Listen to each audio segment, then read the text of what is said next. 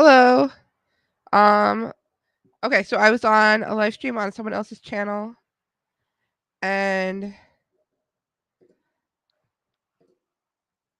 we decided to continue the conversation over here. So hopefully he hops on quickly. Let me post the link. How do I post a link?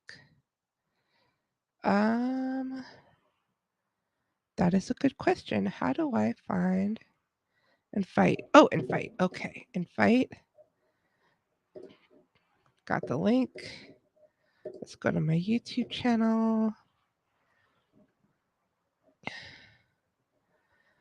And there I am. I'm live.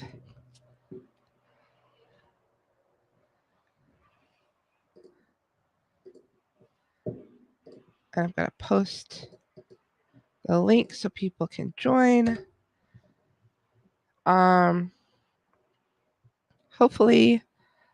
the person I was talking to, their name was just Lib. I don't know what their name is, but they're an anarcho-communist. And so we were going to discuss anarcho-communism versus anarcho-capitalism. Hopefully he joins the stream soon, or else I guess I'll just be talking to myself.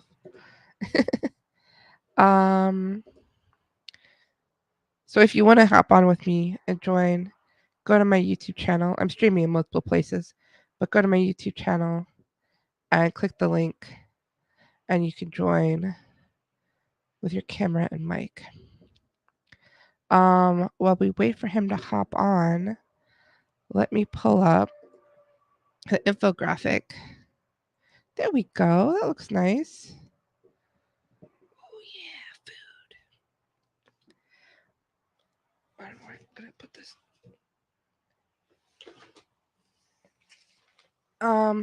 Okay, so we were talking about this infographic. I've got 7 levels here. This was kind of inspired by Ken Wilber. He wrote like spiral dynamics and oh, there he is. Hello. Hello. I was worried you weren't gonna come. No. It was fine. I got distracted. I ran downstairs to grab some lemonade. Oh, okay. Yeah, I had to change my clothes. I was wearing a heavy sweatshirt because like my window was open this morning, but it's Oh gotten yeah. hot, so I had to change it to something because I was like heating up. God, I wish it would get hot here. I live in Seattle and I'm from Tennessee. Oh, Oh, it is so fucking cold here all the time. But bonus, summers last just not nearly as long, which is so yeah. nice. I live in Kansas City, so we have very hot summers, very Ooh, cold winters, yep. and You get this all of it. weekend we have perfect weather in the 70s, and there's only like 2-3 weeks a year where the weather's like really nice. Yeah, no, I'm from Eastern Tennessee, so yeah, I know all about that kind of weather. That kind of weather is like so uncommon. You get like 2 or 3 weeks of like really good weather out of the entire year, Yeah, and then everything else it's either way too fucking hot or way too fucking cold. yeah. It's awful. Okay, so uh That's probably the let's last point at which we're gonna agree. well, you said that you like my infographic. Mhm. I do. I don't think it's necessarily uh it very I don't think it has a necessarily ideological bent basically until you get to 7. Yeah. um until 7 you seem to be making a pretty good like broad overview of human societies around that time period. um Mhm. I think I mean obviously it's so broad that like we could go into each little category and be like, well, but what about these exceptions and these ones and like, but I think it's a good, very good broad overview. Yeah. I um try to I when I first wrote it, I had like pages and pages of notes and I yep. edited it down to make it as Mhm. pithy as possible.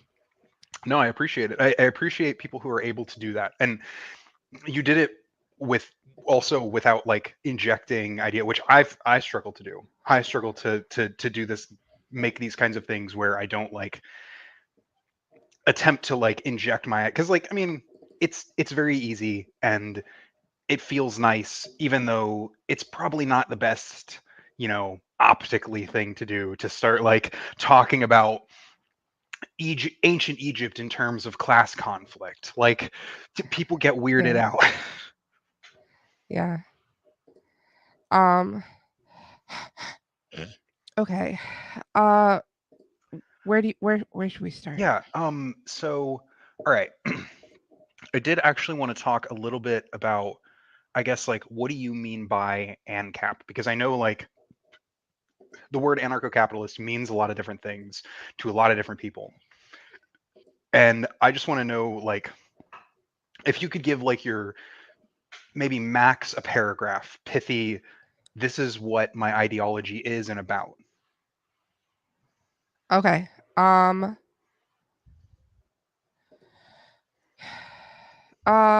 okay, so it's basically just a non-aggression principle. You shouldn't use coercion against nonviolent people, Yep. um, including the government and government agents. So I believe that we should transition from coercive government to voluntary government. So right now, if you don't pay taxes, government agents will come and arrest you Yeah. and possibly throw you in prison if Yeah. you didn't pay income tax and or confiscate your property. And I think that we could have a system where if you don't pay taxes, you just lose your citizenship to that government and you could choose which government you want to be a part of. Oh, okay. So you're more on the like free movement of peoples kind of thing. It's not like you're not a particular nationalist in that kind of sense. Um, I think that you should be able to change which government is ruling you without having to change geographical location. Ooh, Um, interesting. Why? because well, if you own your land, then you own it, and you should be able to cancel your contract with one government and contract with a new government to protect you and your property. Okay. I can see this. I'm not. All right. I see what you're saying. Interesting. I'm not okay. Yeah, like this is interesting just for me because I'm also an anarchist, but I'm more left economically than you. So like to me, the whole like idea of nation states as they currently exist, of the state being the thing that is about protecting people, in my ideal wouldn't even exist. You wouldn't have There wouldn't be a state to protect people. You would have people to protect people.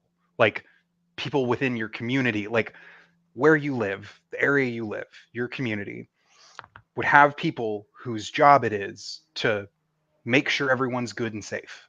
And every community around the world would have these kinds of people. And in that way, we wouldn't have to defer that power of coercion or force off to a state. Obviously, each individual has their own rights to exert force if they are being if their rights are being violated, like very nap. Like I don't like using nap because in my circles it just kind of like people are like, what are you, an AnCap? And I'm like, no, but this is a useful thing, a useful like ideological tool to talk about, because I think functionally it's fuck around and find out. Like Why do you identify as an ANCOM then? um Sound like well, an ANCAP to me. mostly because I'm anti-capitalist. I do not believe that capitalism is this like so. I guess depending on who you talk to, um, my answer will like differ slightly. Why are you a communist? Like because with liberals, I'll talk about sort of because many liberals will like talk about like the end of history kind of stuff. Like capitalism is it's the end, right? Like this is what we have now is like the end of the line. This is what we've all been working up towards for all of human history, and that's why we should keep doing it. And that's stupid. that is a stupid reason to be pro-capitalist, but it's ideologically like the kind of liberal idea of capitalism. But Well, I can you tell reject me that. what you mean by capitalism? Yeah, so Because everyone has a capitalism. different definition. This is true. Mine, I think, at least to me, makes the most sense. This is how I've seen a lot of people use it. Capitalism is a economic system in which the sole purpose of its actors is to generate profit. As in, like, the thing that differentiates capitalism from, like, say, feudalism is feudalism more or less had to do with about accumulation of like like physical resources, um, uh, either food or resources like iron that could be or gold that could be reshaped into other things. That was a lot of what sort of like economic system focused on. Capitalism is more about each actor attempting to maximize the amount of profit that they generate off of transactions, which does, and I think that that is what capitalism is at its core. That all these other things are like things that got stapled onto capitalism as time went on. Like people will talk about like, oh well, today we don't have pure capitalism, and that's because we've never had it. So why don't we try it? Because and it's like you wouldn't try just pure capitalism because it's like a pure capitalism is like this really hypothetical woo woo stuff. Like any sort of economic ideology, it would have things like attached to it that would make it slightly different than what I'm talking about is. What I'm talking about is just what capitalism is at its core. There are other things that capitalism can be, but those are like being attached on to the word capitalism. Okay, so I know that your was very rambly. definition, I'm sorry. your My definition. it's a system in which each actor seeks to maximize profit. That's it. Okay, I think the first time you said it, you said their primary or their sole aim Or yeah, soul was to aim. maximize profit. Yes. I wouldn't. I should say primary. I should Okay, say primary because it's yeah, I wouldn't agree with sole aim because mm, we have lots of things that we no, that's fair. That's fair. care about, not just profit. But Yes. um, so how are we defining profit? Profit is um, so if I were a Marxist talking to another Marxist, I would call the profit exploitation by definition because under a at least in the definition that Marx uses in Das Kapital, um, uh, any profit generated from a capitalist is by definition exploited from the worker because the it's like labor theory of value stuff, right? Are you familiar Yeah, with that? Yeah, it's yeah. it's labor theory of value stuff. So also, so I just say this to say when I talk about exploitation, this is entirely what I'm talking about. I don't mean it in a like that derogatory like, oh, it's exploiting them. It's literally just in a that money under other systems would have been kept by the worker. Sometimes depends. Uh-huh. In a capitalist system, the point is that the capitalist gets that, and that is what profit is. It's exploited Okay. from the worker and extracted from the capital by the capitalist. Okay, Um, so if we had a hypothetical situation, if we had an economy where everyone owned their own small business, or mhm. maybe every family had their own small business, so there was no like employer employee, would that be capitalism? It would be capitalist if the sole purpose of those actors within those economies were not sole. Sorry, the primary goal was to generate a profit. If that was their primary goal, then that would the point isn't about like the point isn't about like, oh, do I work for someone or do I uh well, rather what I should say is to me capitalism more has to do with um what the goals of the actors are in the systems, not with necessarily what the system always looks like. Because again, capitalism today looks very different than mercantile capitalism in England in the 1700s. However, the thing that our system today and that system has in common, and I think the thing that makes them common, is that the purpose of all those firms operating within that market was to generate profit. That was their primary goal, and that drove a lot of like where what they developed. Um, Okay. so my Um, my my contention is just that I believe that a system, there are better systems, there are better ways to things that we can aim for in our economics other than profit that would mhm. lead to better outcomes. So like I think a primary, for instance, a primary motivator of producing being filling needs, just as an example, would be Uh-huh. different than what capitalism has. Whether or not it is better or not is, basically what you staple onto it. Because, you say, oh, its point is to fulfill needs. Well, how do you do that? And that's when you have to start like adding stuff to it and like piling on. And that's where you can get different, I think, wholly different ideologies from what like, capitalism and what I'm talking like need based would produce. Okay, so let's say in our hypothetical economy, there's no government, there's Mhm. no coercion, there's no fraud. We'll just imagine this Sure. scenario. And every family has their own small business. Um, would you have um would you have any problem with that? Like, would that be like an okay capitalism to you, or would you say that there's Oh, something I mean wrong with that? that would probably be. I mean, I'm not exactly. I mean, if we're prescribing that it's all good, then I don't really have a problem with it as it exists. However, my contention that I would take make is that um like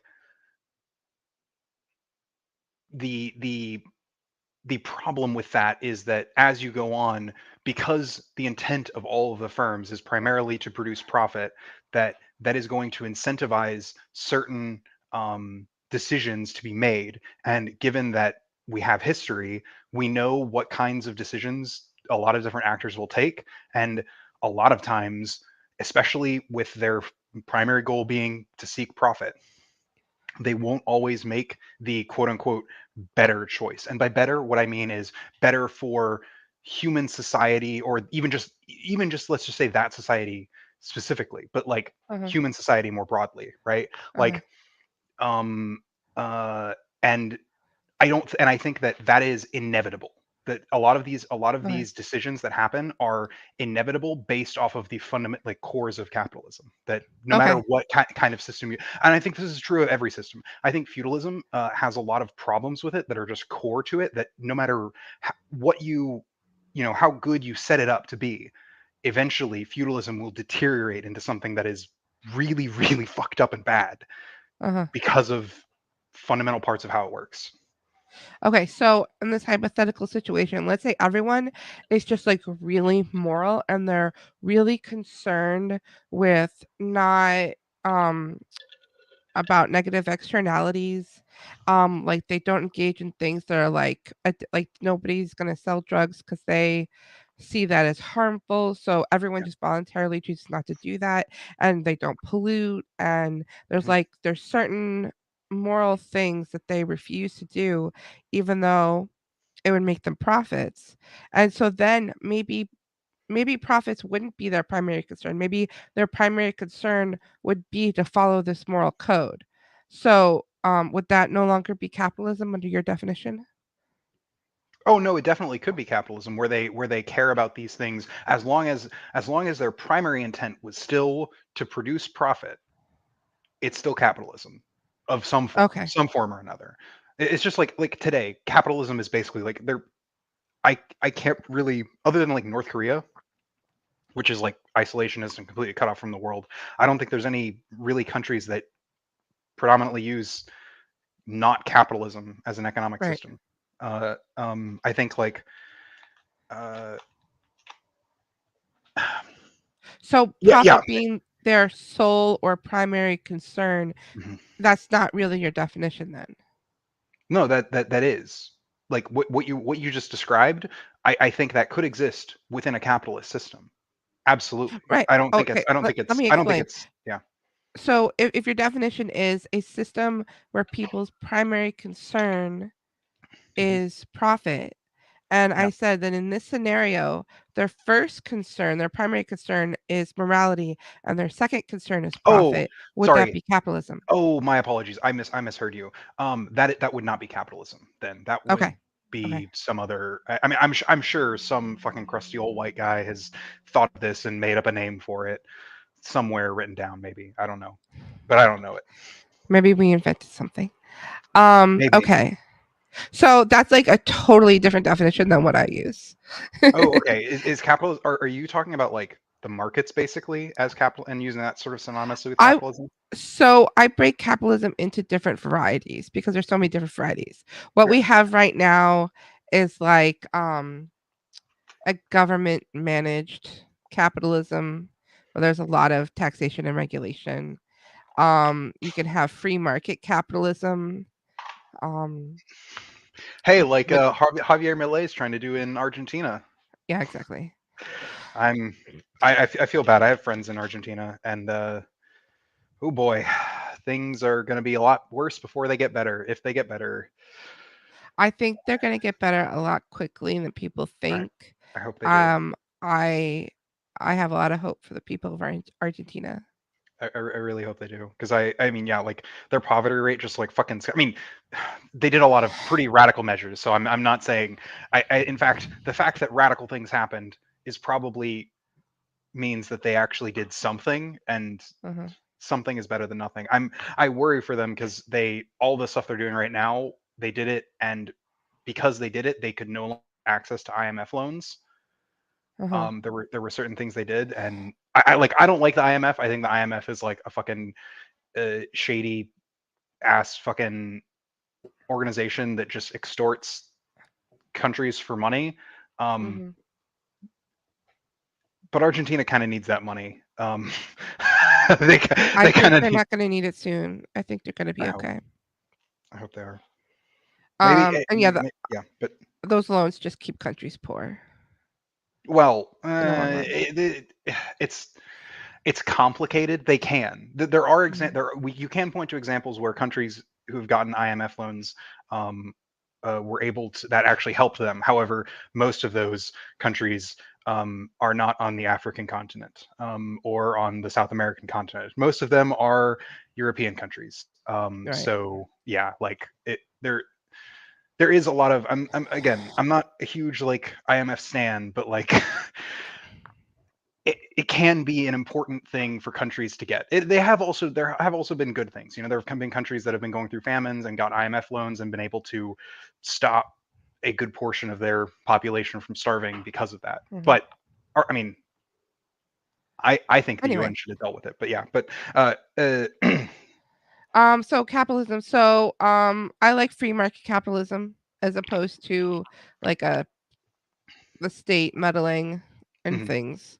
Um, I forget all the different kinds of capitalism. I laid it out once, There's but yeah, there's I mean, you can already like you can just come up with a bunch of different. I mean, you can talk about China. China is state capitalist.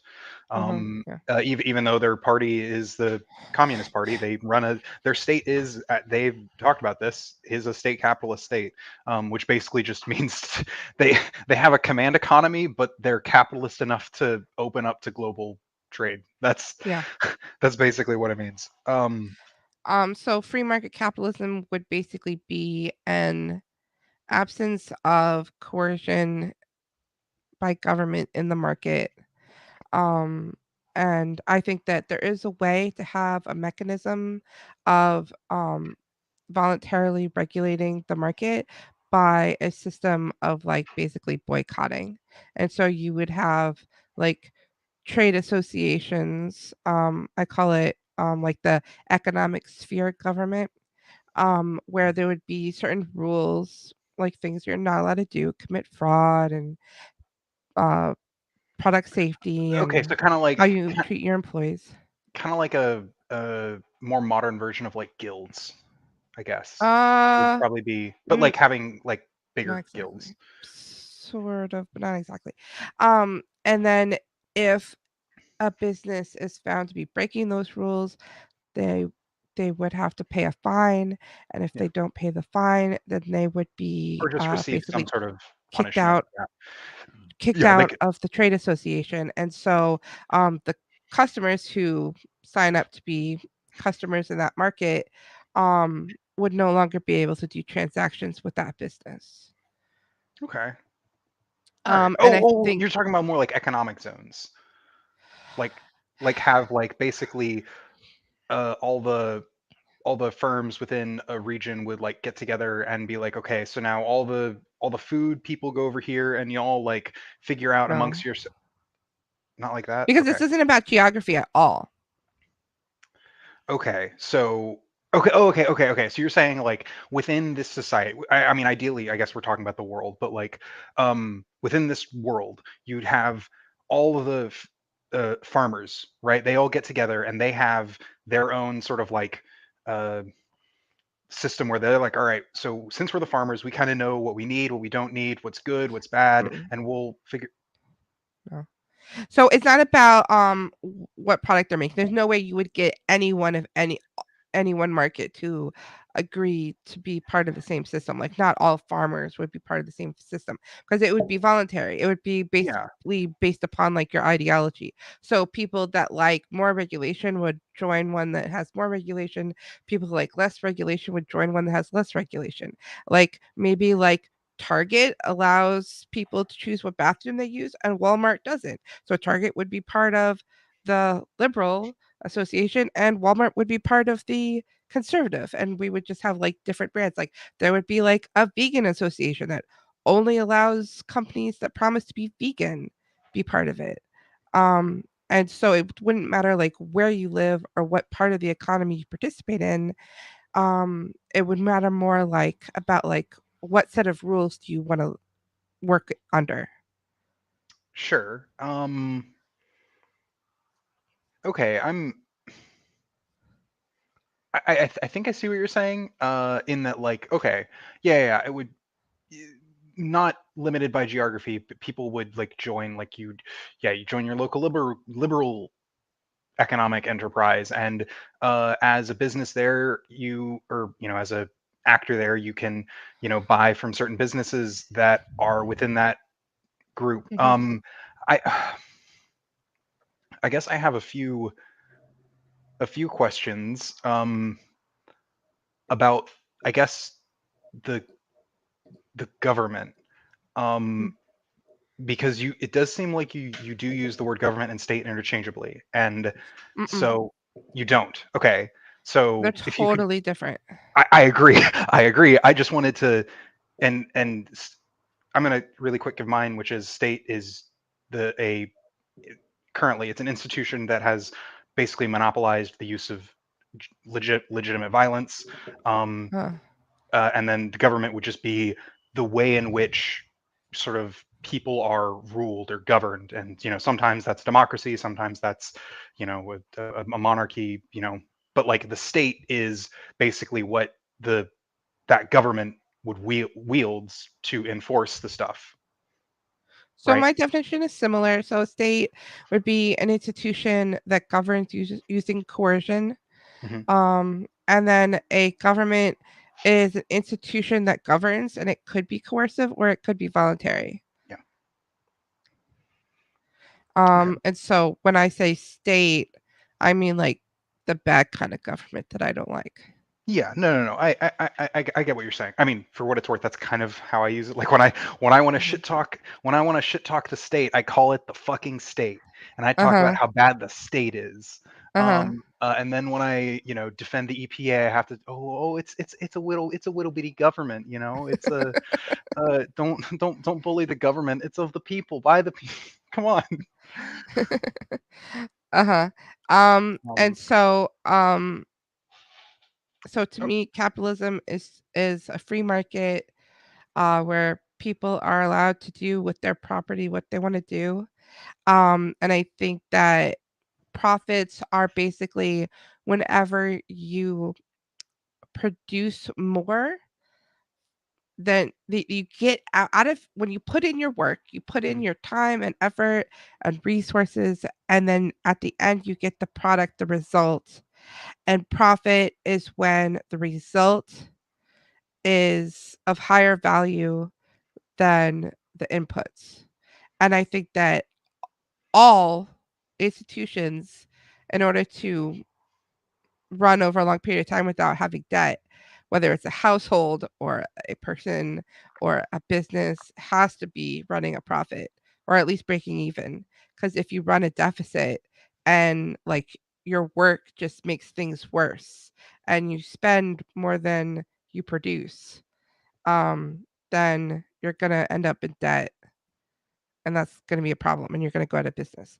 So I don't see anything inherently bad about profit, but I do understand what you're saying about how there can be negative side effects to a totally unregulated market, Mm. like drug addiction and I mean, all kinds of I was to things. say, or just like the very clear and obvious one, which is the tendency towards monopoly, which is that it's a noted phenomenon that economists have talked about. I took econ in college. Like this was like one of the earliest things they talked about, it was tendency towards monopoly, which is basically this idea that so first we learned about like free markets and about how like there's not a totally free market doesn't really exist. And about how like part of the reason is because, well, there's a lot of reasons, but like one of the big reasons that we having began increasing regulations, and this gets into is Austrian, is it Austrian economics? I can't remember what's the current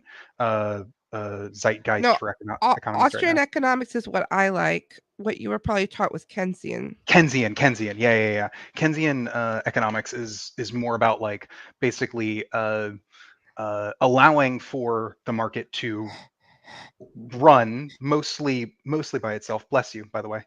Um, uh, you're good.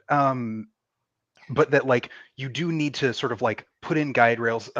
What's the Teddy Roosevelt line? Speak softly and carry a big stick.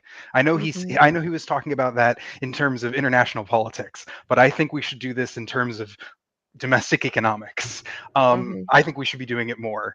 Um, because I think that right now within a lot of like in the case of Amazon especially, we're seeing the tendency towards monopoly, um, which is that I mean, yeah, I mean that's Amazon is a I think a really good case study of what companies jumping the guardrails that we put around our economy can do in reality today obviously I, I guess I'm not trying to shit talk your ideas in like that sort of conceptual utopian idea. um I as someone who also has conceptual utopian ideas, I also don't think that if we implemented this tomorrow that it would do any good. It would be very very disastrous. um like these are like big far off ideas, not like things that we would. Yeah. So I think that almost all schools are statist. They're going True. to teach the statist ideology. Most economists that you learn economics in school, you are going to work for the government. Also, most they Hmm? oh my god, most of them are fucking cowards. Okay, they hide behind Keynesian economics even though most of it is broken beyond repair. Hmm. I'll go further than you. I'll exaggerate if I have to. I read like what economists say, but I fucking hate it because every time they're like, "Oh, our Keynesian education didn't prepare us for this," and it's like, "Well, no shit, it didn't." It's a bad theory. Hmm. um, I like Austrian economics way better. When I found out about it, I was like, wow, mind blowing, amazing. This Yeah. explains everything. Um, but it's not going to get the power that the ideology that serves the state is going to get. Well, I mean, but, for what it's worth, both of us, our ideologies would require at some point people to the grab the reins of power away from the state I don't and want to to grab the reins of power. I want uh the I well eventually the government will go bankrupt, go the way of the Soviet Union, I mean, but more and governments will hopefully we rise don't up make a in new place. one. More Hmm? governments will, more governments, more states will rise up in their place. I Yeah, think like hopefully we won't make a new one. I That's what I'm hoping. I mean, I agree with you that I would like it if something like that happened. I don't think with the way the world is right now, we are deep in statism. Hmm. States are required, especially with a global world, right? Like with Hmm. the world being very globalized, Uh-huh. countries and people being very very globalized.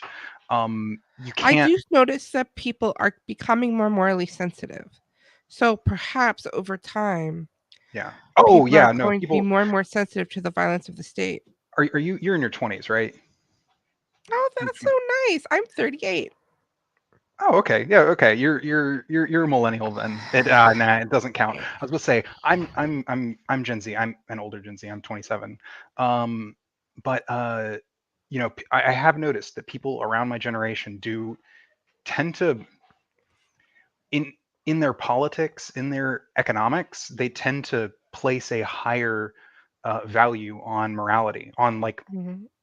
believing something not just like, oh, that's what it, but like because they think it's moral. I mean, this does also lead to issues because I have some of my younger, more evangelical friends who are like now like diehard Republicans because they think that voting for Donald Trump is the only moral choice. Um, and it's like, how do I talk to you now? Um, Based. I'm thinking not that, a huge Trump fan, yeah, I was but I about to think say, he's I don't better think, than the Democrats, obviously.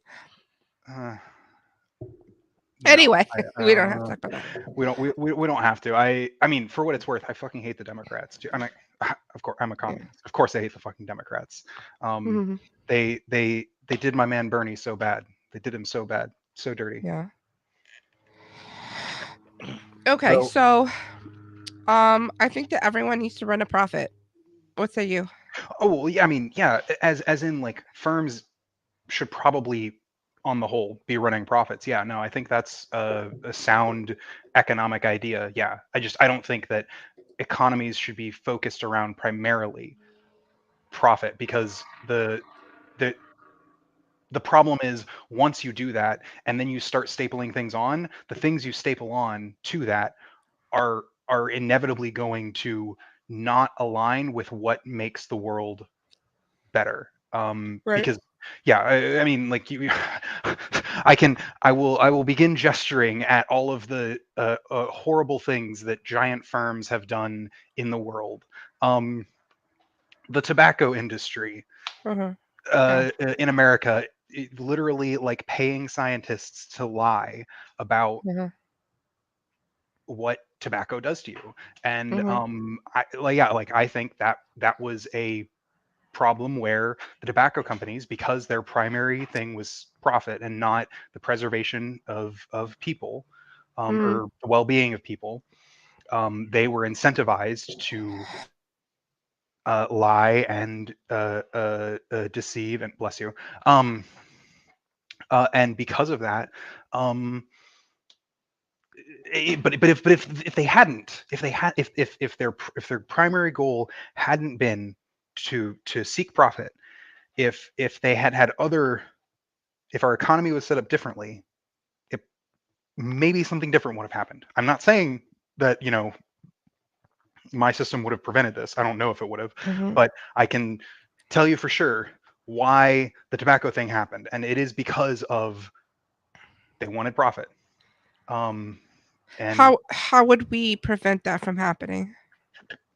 I mean, one of the things is when your goal isn't to seek profit, when your primary goal is say to produce things that people want and or are good for people or something like that, then that changes like people's that changes your perspective on like what you're doing, right? Mm-hmm. So I mean, usually when I talk about this, I'm talking about how people's alienation from their work. But in this case, I'm actually talking about that it allows us to do better things with the work that we do. So, for instance, if oil companies were primarily concerned with human well-being and meeting people's needs, then we probably would have a lot fewer oil spills, or there'd be a lot fewer oil companies, because using fossil fuels is bad. It's not good for the planet. It's we have been using them at way too high of rates, and we kind of need to really fucking stop.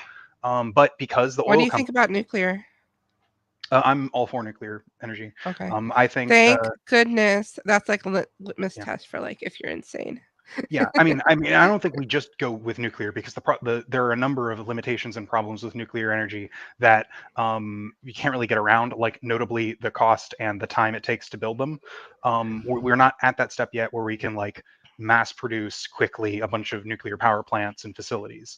And then there's times where like some things will just produce more energy than a nuclear power plant will for cheaper, like wind power. If you're on, if you're like off like a coast or something, some wind turbines will probably be cheaper than a whole ass nuclear power plant, and will probably maybe not. It won't produce more energy than a nuclear power plant, but it's a lot cheaper to do that than a nuclear power plant. I think there's a whole range of options of renewable options that we should be using.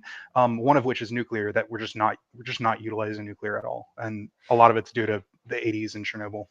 What scares me is that when people say that we shouldn't be using fossil fuels and they just want us to be poor and just not have energy. No, I mean And no. I'm You like, you that's have not a to. good solution. It's not a good solution, especially not for like a lot of these developing nations that are attempting to industrialize. Hmm. And well, right now, like the cheapest and best way to industrialize globally is with fossil fuels. And what I'm Yeah. saying is, I think we're lame asshole idiots, because we should just make renewable energies cheaper to do. We're fucking the West. We're America.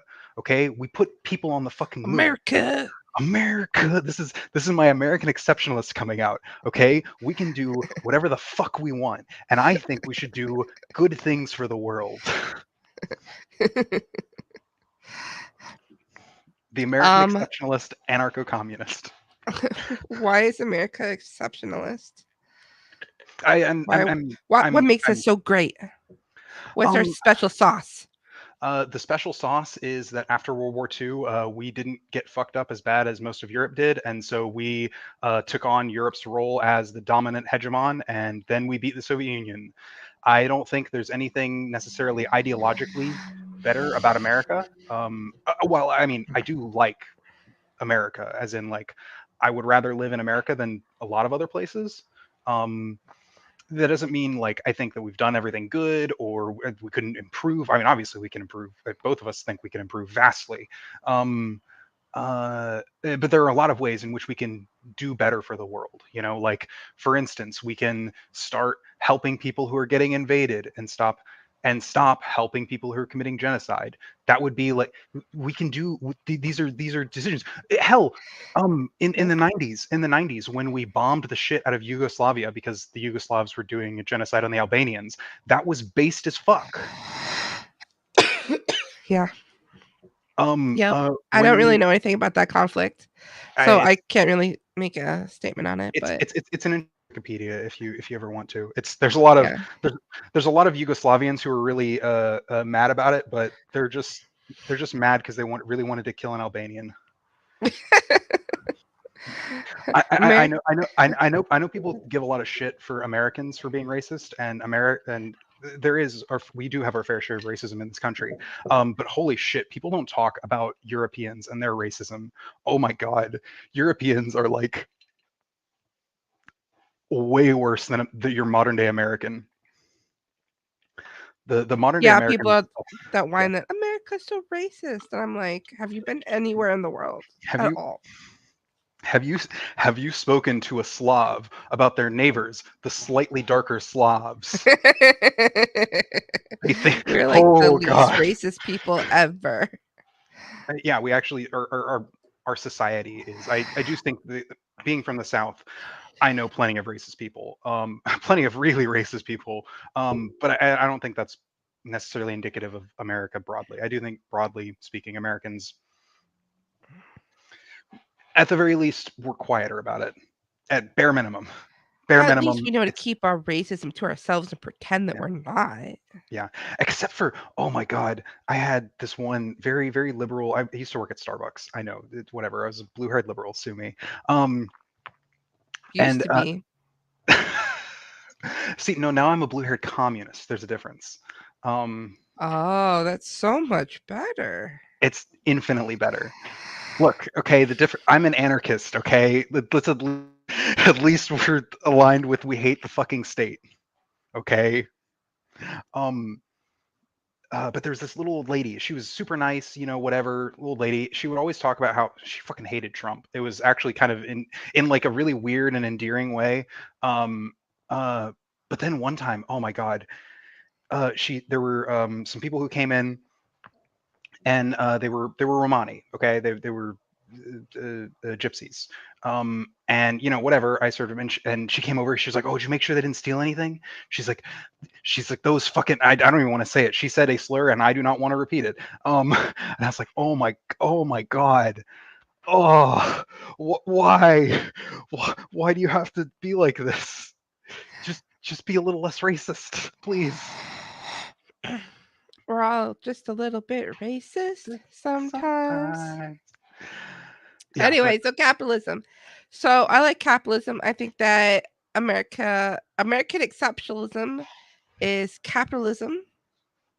Um, we're I just mean, it's more we're British so good at exceptionalism. Capitalism's British.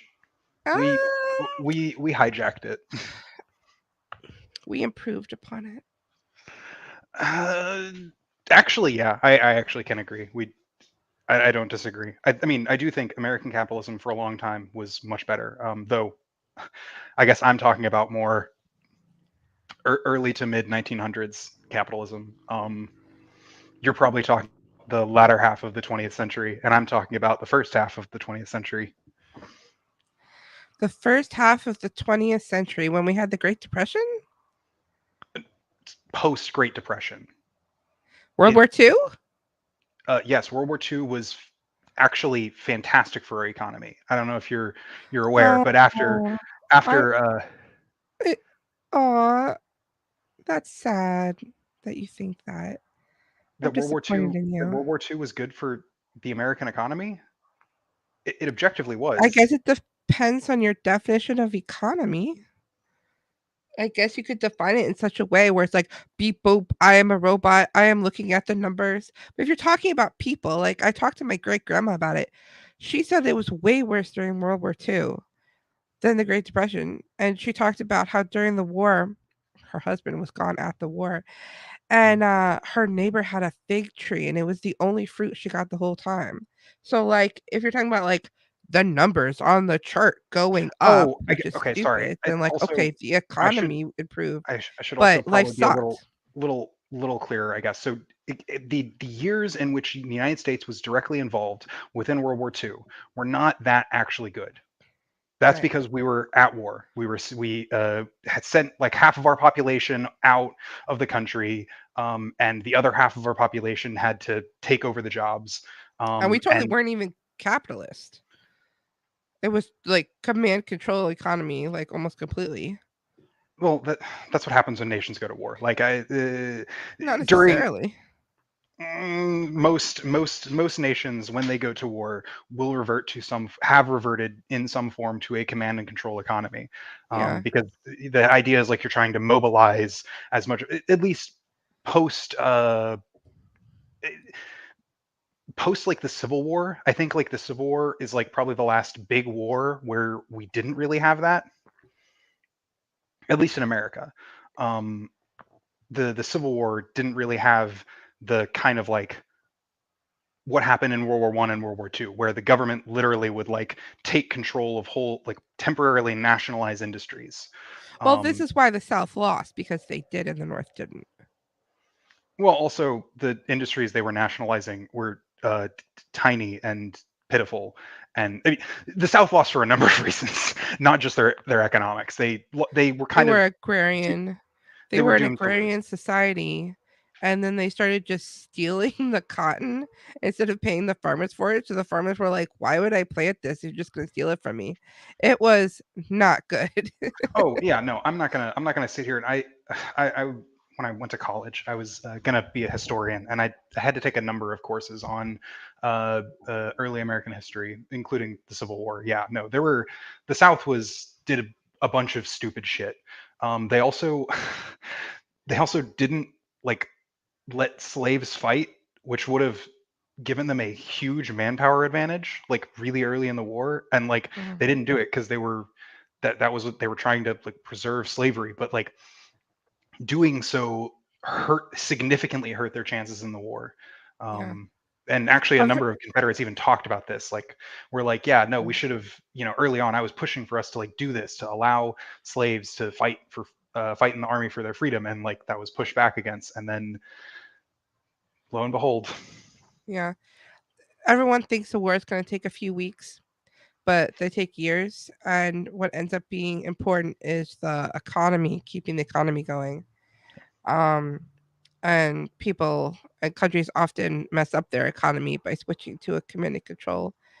So like my great grandmother, she had to make soap at home herself because there wasn't soap, and like you got like coupons, I forget what they were called, from the government, and you spent that at the store to get things instead of regular money. Rations.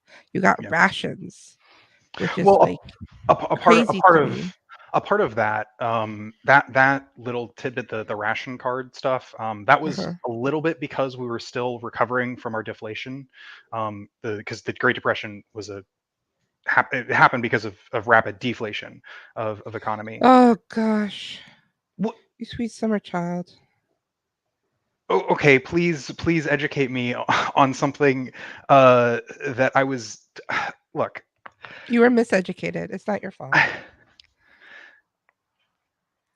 I mean, there are a number of things. Okay, so rather, I should be clear. There are a number of causes to the Great Depression. A number of them, a lot of them. Um, one Um of one of the big ones was uh, uh, it, like the amount of currency that was in circulation was not representative of the amount that people needed. um okay. So money is the value of money changes. And Yeah, so if money's there's fake. more money in the system, its its value goes down and prices But go up and we get inflation. its value And can go if down.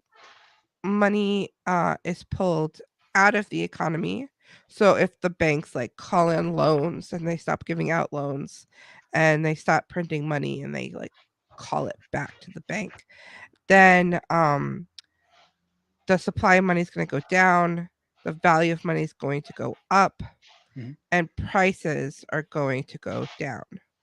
And this wouldn't have been, first off, the fractional reserve banking system is what causes these inflationary, deflationary periods because the money isn't real money. Like if we use gold, it's hard, like you have to mine it out of the ground. You can't just print it, you know? And then the banks, they don't, when you deposit money in the bank, they don't actually keep it there. They give it out in loans. And so then Mhm. you can have a problem where if too many people come to withdraw their money at the same time, and then you have a run on the bank. So And that was what the government had to wasn't that set what up, happened in. yeah, so the Yeah. government had to set up FDIC insurance to insure people's bank deposits, which just encouraged the banks to do fractional reserve banking even more. And so this, on top of the Federal Reserve creating money, the local banks also are effectively creating money by loaning it out, um, the money that's supposed to be on deposit. And like right now our like fractional reserve rate is like so low, it's crazy, and our Well, right interest now, rates are so yeah. low. Well, right now we're working off a slightly different economics. It's like right now Right. we use fiat currency, which Mm. I I mean I have my own problems with it, but I will at least admit that it fiat currency has a lot of advantages over something like the gold standard too. uh I'll let that go for now. And so the so technically we were on the gold standard, but the Yeah, government we had. chose to allow the banks to continue the practice of fractional and reserve banking. Mhm. And so there was way more currency in the system than actually gold to back it up. So they just made it illegal for citizens to own gold. And they just did all of these crazy policies to try to keep prices high. If the government had just allowed the deflation to happen and allowed prices to adjust, it would have been okay. But the government was like, "Oh no, we can't allow that." Deflation can actually be a good thing if you don't have a debt driven economy. If you actually like own things, Yeah. the problem with deflation is that people who owe money will end up owing more Well, money. yeah. Like the value of the money they pay back will be greater than the value of the money they lent. But we actually do want prices to go down because we want the economy to become more efficient and make things cheaper. Like TVs is a deflationary market, and like really everything should be like that, but the government tries really hard not to let prices go down because they want to prop up the debt-based economy and Yeah. fractional reserve banking. Yeah. And so they did crazy policies like paying farmers to destroy their crops while people were starving, which is what the book Grapes of Wrath was about. Yeah. No, that stuff's like really fucking nuts. They had to do all Uh-huh. that shit just to make their stupid, fucked up mistakes be slightly less bad, and they didn't really even succeed in that. In a lot of cases, Well, they didn't have to do it.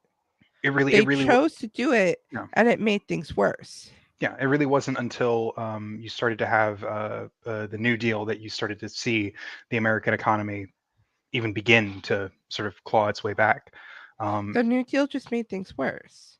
All these things just prolonged the depression. The depression could have been done in like a year, but they kept it going by all these terrible policies. And the people's ter- lives ter- didn't get better terrible until policies like building roads and bridges, and well, if that road or bridge didn't need to be built, but they a did, lot there of was a them lot did. of really, really bad policies. Okay, can you point out like something that like, oh yeah, road or bridge, that's good. But there were a lot of things that they did that were like obviously very, very harmful. And I Sure, yeah, don't no, think we the would New Deal was a put up with it really today. the New Deal was a really big uh, uh, sort of economic policy, really. Um, Huh, it encompassed like a lot of things over a lot of years. yeah, Um, and I mean, sure, you could like say maybe you don't like the government spending that money, but like that money did directly uh, make this country better. Like I don't think so. they did do things. There were people. I have people in my family who like worked on some of these Mhm, big public projects and then went on to continue working in those fields mhm. because they. So this is the problem with government spending is that you see the positive outcome of it. You see like the person who's actually getting a paycheck, but what you don't see is the person who was harmed by it because every dollar that the government spends is either taxed or it's created, which causes inflation. And so it's taking wealth from one part of the economy and putting it someplace else. And so then the government can say, look at the job I made. Look at the building I made. Look at the bridge I built. Isn't that good? But you don't see all of the harm that was spread out to everyone in the economy. I think you and I have different issues with taxation because I take issue with taxation because it is the arm of the state that is doing the taxation, that you are being threatened under force of arms to give them money. Uh, uh, I do not have an issue with taxation, like as in, you live here, and as a product of you living within the society, there are certain obligations that people within the society have to each other. So what if someone in that society doesn't want to pay? I mean, What's then you'd leave. You'd go to a different one place. You'd go somewhere else, because okay? the point is that it's all voluntary. You're not being coerced. But if you live here, if like if you want to participate within this society, or this community, Yeah. there are certain obligations that you have. And I'm fully like I anti borders, anti state. I think that like this is only something that would happen in like a post scarcity, whatever, like utopia. But like the idea is that taxes are voluntary, that people give a portion of what they get, to be distributed, um, because like that's a a part of the social contract. Um, However, I the think social contract in this case would be much more explicit, and would be much you would be able to opt out of the social contracts that you can go opt into a different social contract if you want. You don't have to. You're not uh, forced to stay here or whatever. yeah, I think it would be possible to have a community, a city, a village, something like that, um, that had that when it was created in their constitution, or maybe it's owned by a single person and it's a monarchy, whatever it is, Well, and then the people personally, I that don't live think there my utopia can't agree function to the without rules, democracy. right? Yeah, no, no, no. I What? agree. My utopia can't function without democracy, without a democratic framework, without like Okay. without representative democracy. What I'm talking about doesn't function, um, Okay, because we'll get to that in a second. Let me finish yeah, my thought though. sure. Um, so if you have that community where when it was set up, they said like these are the rules, Mhm. these are the taxes, this is the procedure for how we're going to change the rules. If you don't like it, don't live here. And then maybe somebody, maybe like the next generation, someone's like, I don't like this, and they're like, okay, well, you can leave. But I think that if you own the property, like if you're not in one of those communities where you like voluntary consented, if you like own your property, just I don't think your neighbors should be able to like vote a government over you and be like, "Oh, you have to pay this much taxes." And they're like, "Oh, you don't like it? Well, get out, abandon your property." I'm not like that. I don't think democracy is a good way of running any organization. You could totally try it. You could totally be free to set up a community that runs with democracy. I don't think that that's the optimal way of running things. But what I'm concerned about is the person that did not consent to be governed being like forced into it because all of his neighbors want it. Yeah, I mean, I guess like when you talk about this, it's kind of hard to peel, I guess, like the real world implications from, I guess, the ideal way it would happen, because obviously I this would have to be like an emergent thing from like the destruction of the state. You wouldn't be able to have these communities would not be able to exist for long alongside existing states. That just like can't happen. These kinds of systems are uh, rely on basically global cooperation to some degree. Um, What so about I'm self-defense? They can't defend themselves? well, I they can, but like the problem is, if you look at like um, the forces that a decentralized system could marshal versus the forces that a centralized system could marshal, are um, not really comparable. For instance, there's a great example that exists today. I don't know. Are you familiar with Rojava? No. It's in North Syria. Actually, you might be interested because it's basically an autonomous zone. Um, Mhm. like the state of Syria doesn't have basically any power within Rojava, within that region. It's really complicated. It's basically this whole thing with ethnic Kurds.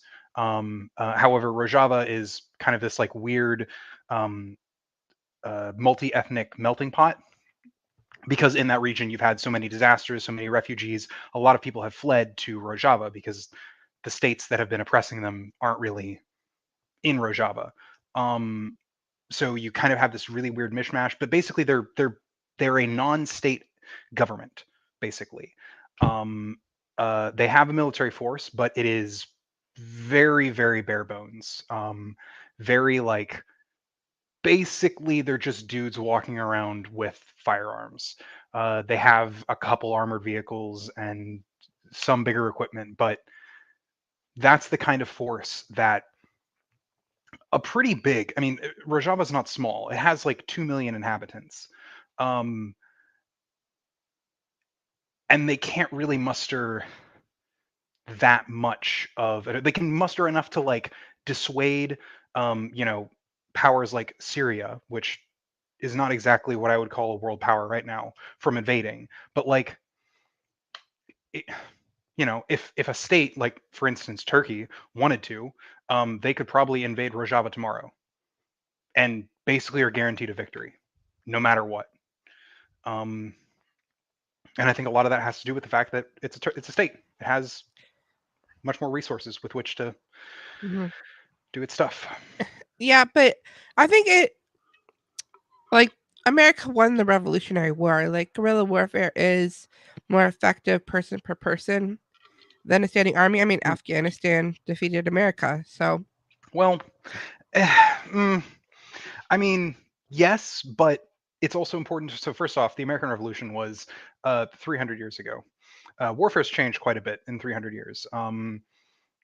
There are some ways in which, you know, sort of like small scale guerrilla warfare is still very important. Um, however, like that hasn't stopped America. um, and we're honestly pretty bad at waging war. At least if our you know if you take our scorecard from the second half of the 20th and the 21st century, we're actually not that good at it. yeah, We're pretty piss poor at it. yeah. It's a good thing Russia didn't do anything in the Cold War because oh boy, um, I it probably would have we probably would have lost so bad that we would have reached for the nukes. I Um, don't know if we would have lost. I think it would have been a very long, very hard war. Because it's just two big countries. But yeah, Russia would have lost if we were waging a defensive war for sure. They just didn't I have the economy. well, you don't really need the economy if you have nukes. Like in a, Oh, I'm assuming that in a peer-to-peer fight, the United States and the Soviet Union would have used nukes on each other. Not like the yeah. big ballistic ones, but they would have used like tactical nukes. Absolutely, zero questions. Um, and so I'm kind of glad that we won the Cold War because I feel like losing it probably wouldn't have been good for anybody. Yeah. Uh, uh, Um, but like anyway, so the point is that yeah. guerrilla warfare can be a useful tool, but you can't you it's not an effective tool to like defend yourself. It's like what it's It like can be. it's what happened in the modern day. The guerrilla warfare is like uh, a country invades, you retreat into the wilderness. The state, because it's a state, it has way more resources. It sets up systems in place. It begins extracting resources or whatever they're doing in your territory, and you can harass them. You can attempt to stop them, um, but unless you like are able to, well, given history, unless you're given outside help from another state, um, it's unlikely that you'll have the resources with which to fight back, um, against the power of a state. Like Afghanistan, uh, the graveyard of empires, received, I guess, quote unquote, help from the fact that, in every hole in Afghanistan, there's like a pile of AK-47s. They aren't really Afghanistan wasn't particularly short on the arms needed to fight a guerrilla war. In other examples, like Vietnam, in Yeah, Vietnam, being armed is absolutely required. no, I agree. I'm pro gun. I love guns, and B, I think that every American baby on their birth should be given an AR-15. All right, that's my God-given American right. Um, I jest a little bit, but I That's think awesome. yeah, I think firearms should be. I mean, fucking Marx believed this. What was it? Under Oh no my gosh, fuck that guy. circumstances should arms and ammunition be surrendered. Like, Mm-hmm. uh, pretty fucking clear on the subject. Um, and I think most left wing philosophers sort of fall in line. I think with that today. Um, Even if like I don't think I'm gonna like take. I'm not gonna like myself by myself take hold off the government with my schedule AR. But when you have enough people within a society that are well enough armed, it does mean, especially within communities, that those communities can defend themselves um, from people who would wish to harm them. I mean, I saw this in during BLM. There was a group of say rowdy boys,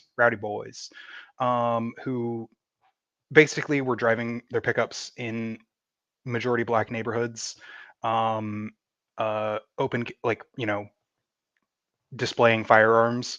Um, it seemed to be like an intimidation thing, but they stopped doing that after they were shot at in one of the neighborhoods, and then they stopped doing that.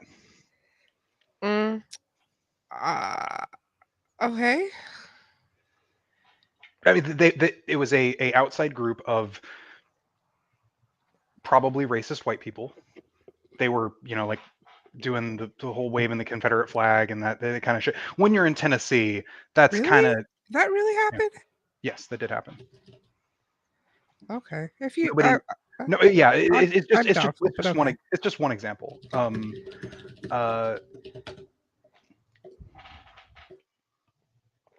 um, but like, Oh, wait, so we were talking about national defense of an anarchist society. Okay, let's move on. Okay, let's get back to the topic at hand. The economy. So after World War II, the economy in America got better because government spending plummeted. Like everything was reined back.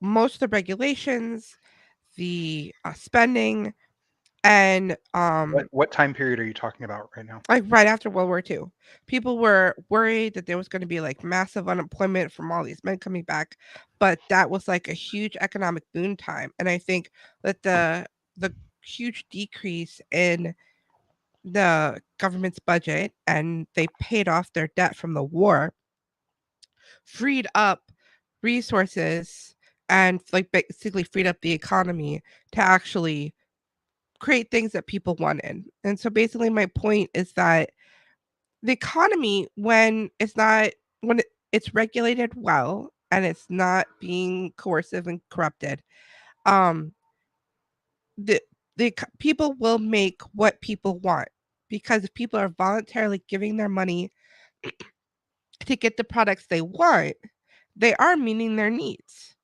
And so there are certain things that there are negative externalities, but and we can regulate those in a voluntary way without using the without going overboard and using like the criminal justice system to like arrest people for economic activities that have negative externalities. I think we can use a lighter touch by just using a boycott system.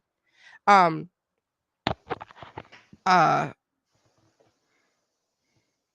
I totally lost my train of thought. Oh, I mean, I'm not sitting here and disagreeing and saying that would be a fine system. I think that would be not just a fine system. I think it'd be a vast improvement over the one that we have. Right. Um, I don't think it doesn't address my core issues with capitalism, but it does address a Hmm. lot of my core issues with our current system. I mean, like, Right. I mean, So you're what kind are of your other issues with capitalism? Because I remember my final point. The I was going to wrap that up. Is you saying like I want people's needs to be met, not the primary issue being profits. But if you have a system where people are voluntarily giving their money to get something in exchange, they are meeting their needs. You are going off of the preferences of the customer, and so people aren't getting what they need. yes. However, part of the problem is that capitalism. Uh, there's a number of externalities that are Mm-hmm. produced from at least our modern version of capitalism. Obviously, again, I don't really have a lot of problem. There are specific variations of capitalism that I have much less of a problem with. Uh-huh. When I am talking specifically about how capitalism manifests today. Mm-hmm. And one of the issues that I take with it is that it um, uh, creates large amounts of wealth inequality. Okay, what is wrong with wealth inequality? Yeah, a lot of that is because people need money to live within our current Yes. economy. Uh-huh. And the less money you have, the less likely it is that you will be able to get all of your needs met. Uh-huh. Um, so, in our system, ideally, people have at least as much money as they need, Right. right? Like that's the kind of like equilibrium that we would look for. At the bare minimum, that would be that would be the equilibrium that we're looking for. Ideally, people would have more than they need. We would have as many people have what they need, and you would have some people with even more than what they need. Because that way, like, not everyone is, that way, you have like sort of tiers. It's not just like, oh, I'm buying the 99-cent bread because gotta not spend as much at the grocery store this week. And sometimes people are like, well, I'm gonna splurge. I'll get that fancy $3, whole wheat bread this time, whole grain Uh-huh. bread or whatever. Um, you want to have that kind of diversity within your economic strata. The problem comes when you have people at the bottom who aren't getting what they need. Yeah. So And what you're talking about is it income inequality? You're talking about poverty. poverty is a issue that is exacerbated when you have dramatic income inequality. So yeah, No, it it that's not is. true. It's not No. correlated, but it They're does seem totally that. different concepts. You could have a society where you have very few where the poorest people are not that bad off, but then there's super rich people and you have a huge income inequality. And then you can have countries with not that much income inequality and people are very, very, very poor. And so you would rather Well, but be you the do still poorest person. you do still have those uber rich people within those very poor countries still usually. Yeah, yeah, but I'm saying like you can like wouldn't you rather live in the place with the high income inequality because you're better off than living in the poor country? Well, I mean, hang on. Okay, so is America, in your opinion, is the wealth inequality here worse than that in, say, uh, a country that is like currently in civil conflict, Sudan, right? Like, is their wealth inequality worse than ours? Because there are very wealthy people in Sudan, like very wealthy. I would argue that their wealth inequality is actually worse than ours. Uh okay. Like, America does have bad wealth inequality. Don't get me wrong, but you can have a decently rich country that has super bad wealth inequality. You can also have a really poor, conflict stricken country that has really bad wealth inequality. That's Both of these are options. Yes. And what I'm saying is that, like, really bad wealth inequality oftentimes is a is a indicator that poverty will be worse. Usually, it's Nope. a I explain. Okay, I'm trying to pull up a map. Map. Okay, I so actually do like maps, so this is you found my the hyper focus. the Wikipedia for a list of countries by income inequality. It's world map of income inequality, Gini coefficient by country, based on world map data. Um, so above 50% is black, and below 30% is like light pink. Mhm. And America's red. Uh, all of Southern Africa is black. So that's like countries where they're poor and they have high um What's their inequality. measure? What's their measure of wealth inequality? Just I'm The Gini coefficient. And then but Europe has less income inequality than America, but their wealth per person, like they're less off. They're they're not as wealthy as Americans. yeah, no, the average European is not as wealthy as uh Americans. Hang on. Per equality, we're all income of one. Okay. So basically, when you want to do these like European style uh welfare schemes, and America has a lot of welfare, I'm not gonna lie. But there is going to be an economic price to pay. And so everyone's going to be made poorer. And that's like if that's a society you want to live in where everybody is a little bit poorer in order to be more equal, that's a preference you can have as long as you don't enforce it on anyone else. I would prefer for everyone to be better off and for people to just get over their get over their jealousy, like stop being so jelly. I don't think I mean, for instance, I don't think my desire for um a more equal distribution of wealth comes from jealousy. I grew up pretty wealthy. In fact, I mean, I wouldn't say I'm well off, but I live with three other people. I'm in a polyamorous relationship, so you got four incomes right there. Um, Look, there's you can't be monogamous in today's economy. Okay, it's too Well, expensive. I am. I'm fine. So, would you live on a coast? Yeah, I live on the West Coast. Live on, That's your problem right there. I don't know. No, I lived in Tennessee before, and look, all I can say is I'm glad I got the fuck out of there. Um, well, obviously housing costs a lot less when you're not on the coast. This is true.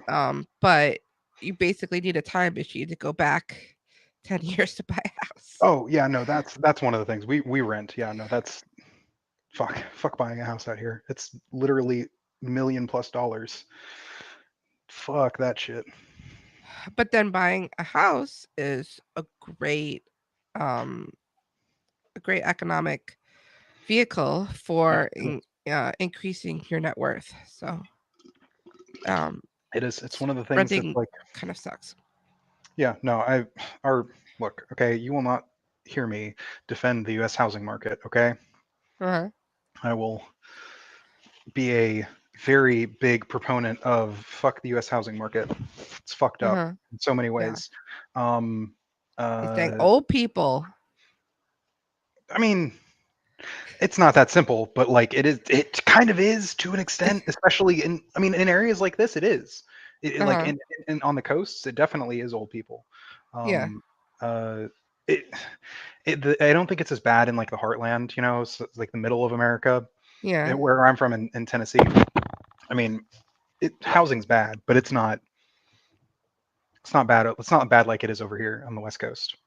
Yeah. Um, my issue with Tennessee is I'm transgender, so it's like Tennessee it's not exactly a great place for me to be. What do you identify as? I am a transgender woman. Okay, let's just stick to economics. Um, I mean, that's okay. fine. It's fine if you think I'm like a degenerate, a tranny, whatever. I I look. I can guarantee you I've been called worse. So it doesn't.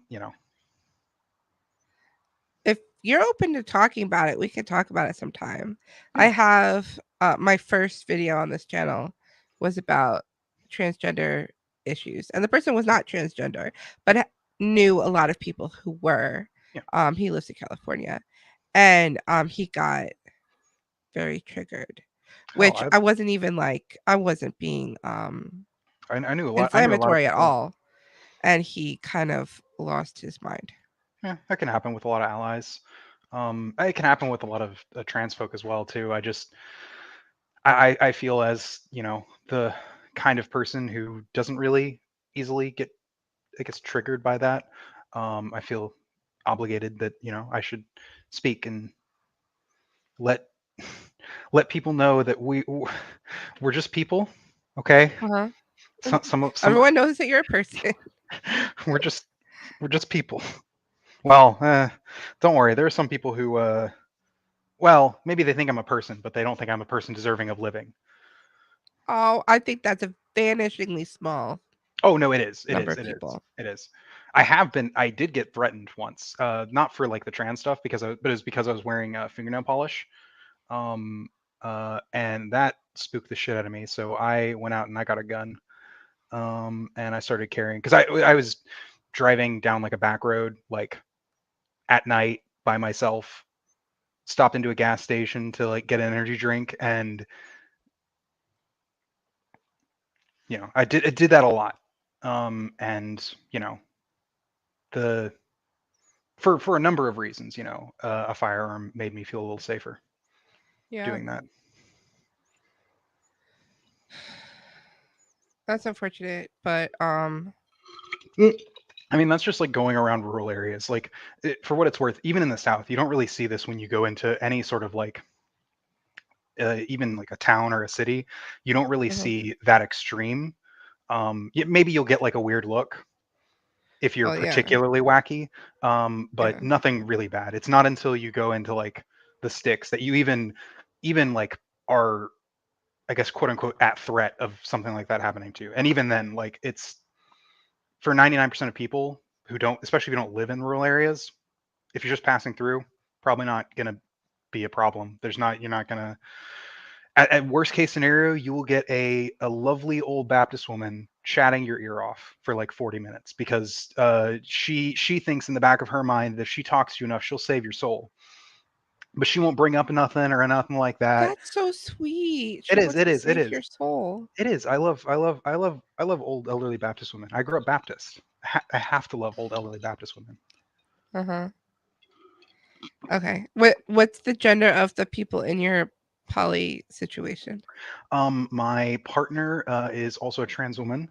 Um, uh, we're like we're a chain, so it's like I date my girlfriend. She has a partner, and then her partner has a boyfriend. So woman, trans woman, non-binary, cis guy.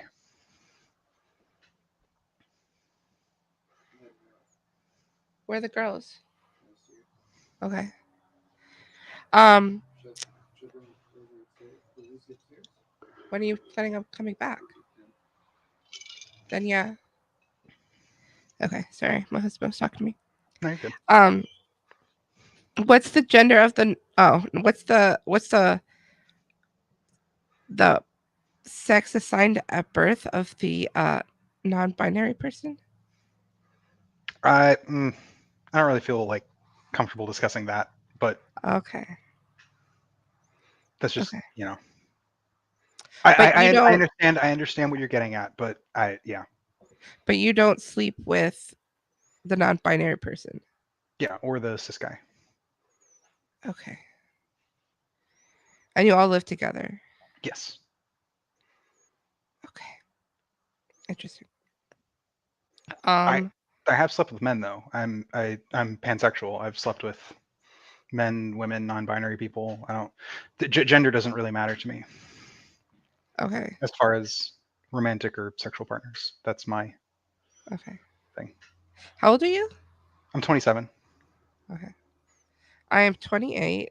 I've been married for almost 11 years, and I have two children. Oh, I'm happy. Very much. I, yeah, no, you married for 10 years, got two. Do you have any pets? Um, we have a brat. 2.5 children. There you go. You are the statistical average American. Yes. Yeah. Mm. Are you are you are Living you a are you are you a stay-at-home mom? yeah. You are dead on Yeah. statistical average American. Yes. Yep. White Christian. Yep. Christian, what denomination? Oh, I made up my own. We don't have to get into Based. all that. Based. Hey, look, no, I grew up Christian. I went through an atheist phase, and I am now self-described spiritual. Though, usually when I talk to evangelicals, I call myself Christian because I don't want I don't want none of that. I don't want their Mhm. shit, you know. But spiritual, so Um. I get it. Yeah, I was an atheist from my 20s, Yep, early 20s, atheist. Yep. and I experimented with polyamory too. Yeah. Actually, my first experience with polyamory was catastrophically bad. It Mm. was a girlfriend at the time who, she brought it up to me, and she started dating this guy, and it turned out she wanted to do the polyamory because she wanted to like do ethical cheating. Um, Are you my ex-boyfriend? No, no. no, but I mean, like, yeah. The thing is, I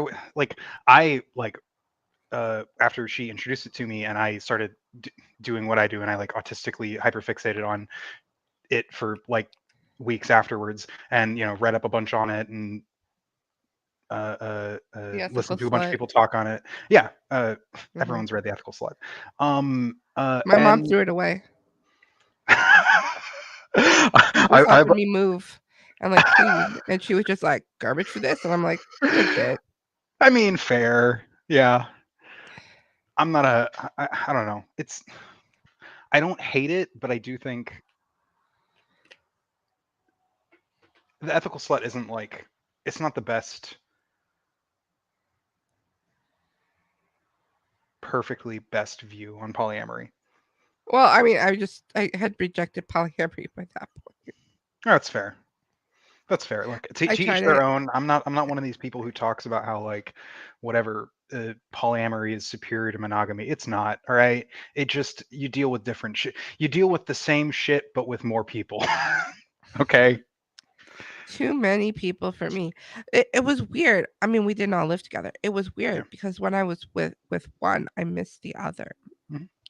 and I found that it was actually quite difficult, Yeah. even if neither one of them was dating anybody else. Mhm. It was really hard. Yeah. No. I mean, for some people, that's like just like hardwired in, and that's fine. There's nothing like, I don't think there's anything ethically wrong with it. You're just like, you're a different kind of person. I'm just, see, I'm just built different. I'm built different, you see. Um, But no, I think that is, I just think, me and like my polyamory, my polycule, we engage in our relationships differently than most monogamous people do, and that's yeah. what allows for us to have a, you know, reasonably successful polyamorous life, because it's all about like communication and communication, family time. The the Like, the first guy that I talked to about trans issues, he was also in a polycule, yeah. a four-person polycule living together in California. Well, that was his problem. So, He was living in California. yeah. Fuck California. Okay. Fuck California. Well, no. California is beautiful. Fuck Californians. The weather is beautiful. I've never actually been. I've never been west of Kansas.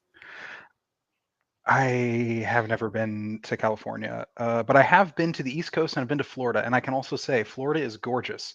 Fuck Uh-huh. Floridians though; those people are fucking insane. Why? Florida man is real. The meme is real. It's real and it's all of them. Bless you.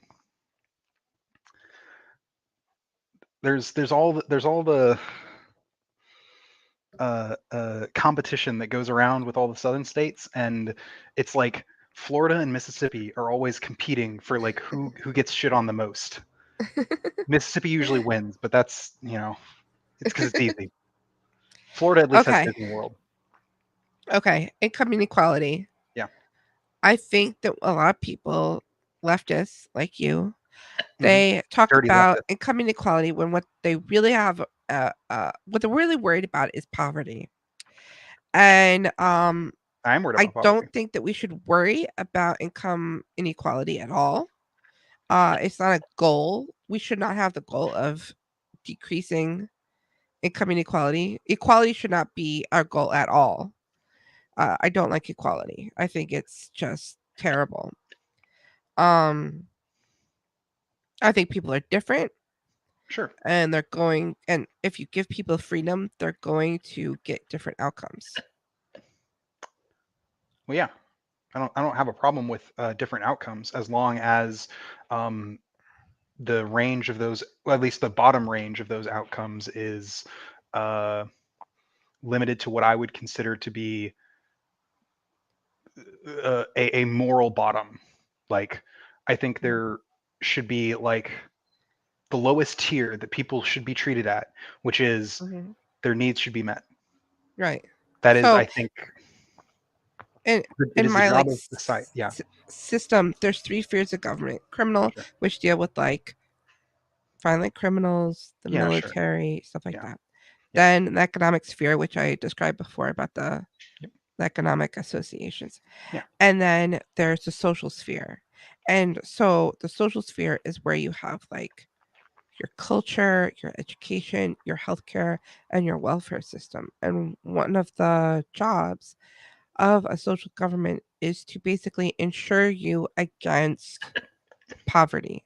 And so that if something happens in your life, you can't you can't pay your rent, you can't afford food, you don't have the money to meet your basic needs, that there's going to be a system there to help you. based. That doesn't mean that they have to put you up in luxury, Yeah, of but they course. have to make sure that you're not like homeless Yeah. or anything like that. In fact, to be Um, efficient, they probably, I mean, yeah, like they wouldn't be able to efficiently put you up in, the Ritz. They'd have to, they like want to New spend York their money City is efficiently. doing. Yeah, well, that's because New York City. That's because every city like refuses to deal with like the core problems, that of like homelessness. The core, like they're always like, Mhm. oh, let's deal with like symptoms, or oh, let's just ship our homeless people to another city. That'll fix the problem. Um, Get rid of them. yeah, no, no, no. But the thing is, like liberal governments will do this, because I Yeah, think yeah. I think liberals are inadequately equipped to deal with problems like this because like you you have to like change things to deal with homelessness. Homelessness is a um homeless, like a large population of your uh, community being homeless is a symptom of a larger problem.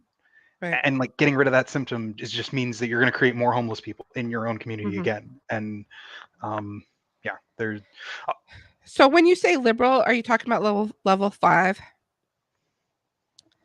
Because people use the word liberal differently. So I mean, like, um kind of, one second.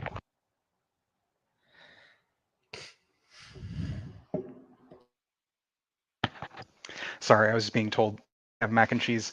Um, uh, when I talk about liberals, I do mean I think level five broadly works. There's maybe like some tweaks. Actually, not even really. I do think American liberals are very heavily influenced by a lot of Christian ideals. Um, Uh, yeah, some of four, most of five is, I think, Mm-hmm.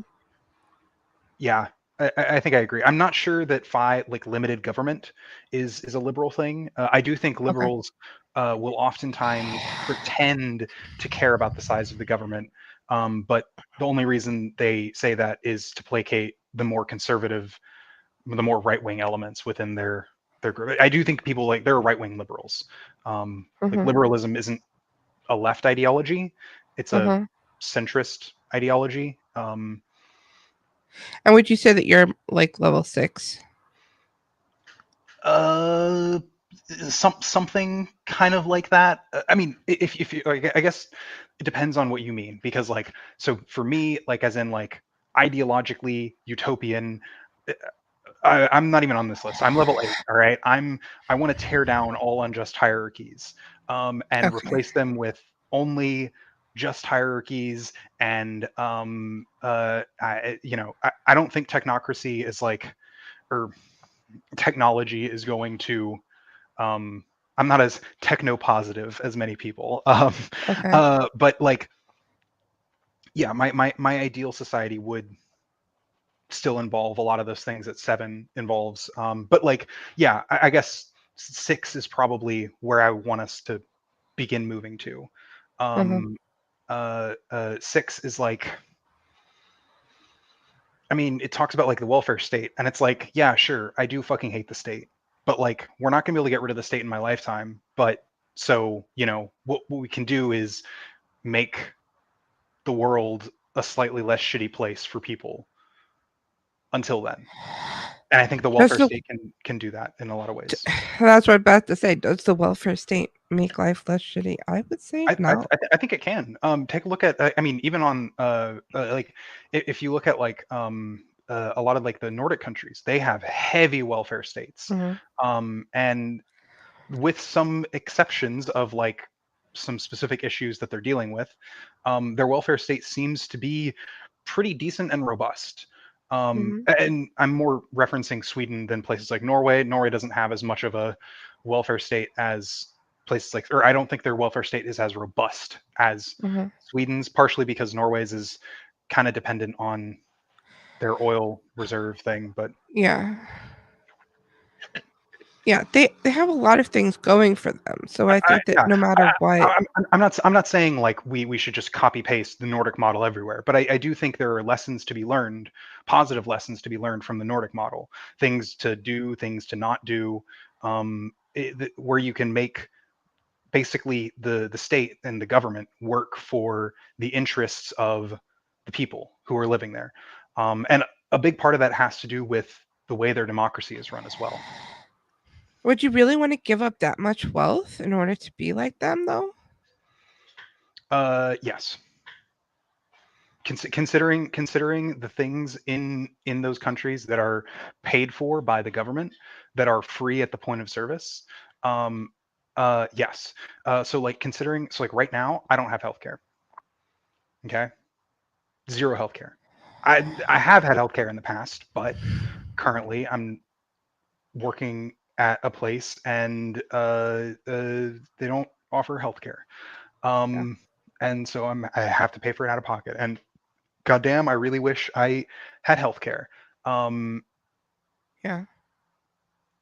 and there's a lot of people who are like that. And the American health, and that's just saying, that's if I had healthcare. Even if I had healthcare, doesn't mean our system would be good. Yeah. I there's a lot of issues with our healthcare system that I Yeah. think both you and I both agree are, it's like, it's all fucked. The insurance companies fucked everything up. The Um, government fucked everything up. well, yes, but the insurance companies are currently the ones kind of in charge of our healthcare industry right now. Nope. And They don't have any power whatsoever. The government tells them what they have to fund. They're completely regulated. well, they're regulated, but Yeah. like, not to the degree that they need to be to operate as a a, a, a public good, right? So like, it, What's a okay, public good? things that we generally agree.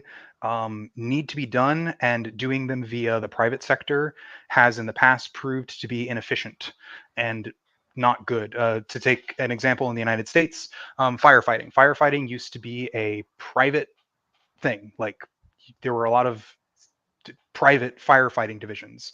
Um, this happened actually particularly in the UK, where they had problems because the fire happens, the firefighters come and they say, hey, do you have fire insurance with us? No. Well, I guess your building's going to burn, but since your building is next to another building, which is next to another building, which is next to another building, suddenly you have a whole block on fire, Uh-huh. which is why countries began to realize that, hey, look, if we just Maybe they should essentially, have bought fire insurance. Personal sure, but like because responsibility. but does that mean that like Does that we mean that we we should, should say you need to pay for fire insurance, and if you don't, we're going to steal your house? sure, I mean, if that was worked into an economy, I wouldn't have a problem with requiring fire insurance. But it does Yeah, it just seem, makes sense that a mortgage would require it. I don't, and most people have mortgages. And if you don't have a mortgage, you're probably like got your shit together enough to like buy insurance. I'm sure there's plenty of other ways that we can solve this problem without using a coercive government. well, it does seem that it is more efficient in that people's lives are made better when after we How have did that work in national. Hawaii? You mean the giant fire? Yeah, giant fires happen. They also happen in Texas and California. Not all Yeah. fires are can be fixed by firefighters, but what I'm saying is that we have right now fire departments that are publicly run, publicly Hmm. funded, Hmm. and that system, Are very expensive. well, sure, but also Have no it's. incentive to actually do a good job. Not that they don't. I mean, a lot of them do, I but was about to say, they don't have any incentive I was to. gonna say, firefighting is like the one profession that like it's kind of hard to shit on. um, Yeah, no, uh, I'm not shitting on firefighters. Like, go firefighters, yay! I just wish that they were working for a non-coercive organization. I'm sure. I also wish the state didn't exist, but like in the between now and us removing the coercive parts of governance, Mhm. fires will still need to be fought. Yep. And it does seem that, given how the system works now, that our firefighting, like having firefighters be publicly a public good, run by the government, um, seems to help. Um, Fires within urban communities are much less disastrous than they have been in the past. I mean, 100 We years had a ago. building blow up because the gas department. Everybody was like, we smell gas like a lot," and they were like, it's fine," and then the place blew up. So like, Yeah, no, I that's don't stuff that have happens. Yeah. No, I mean any that. trust in these institutions to actually do a good job. I mean that's like beside the time when the institutions actually do a good job. Like for instance, I don't know, the post office is a great example. The post office is like was for the longest time one of the like fundamental like U.S. government systems. Then It, why did they have to make competition illegal?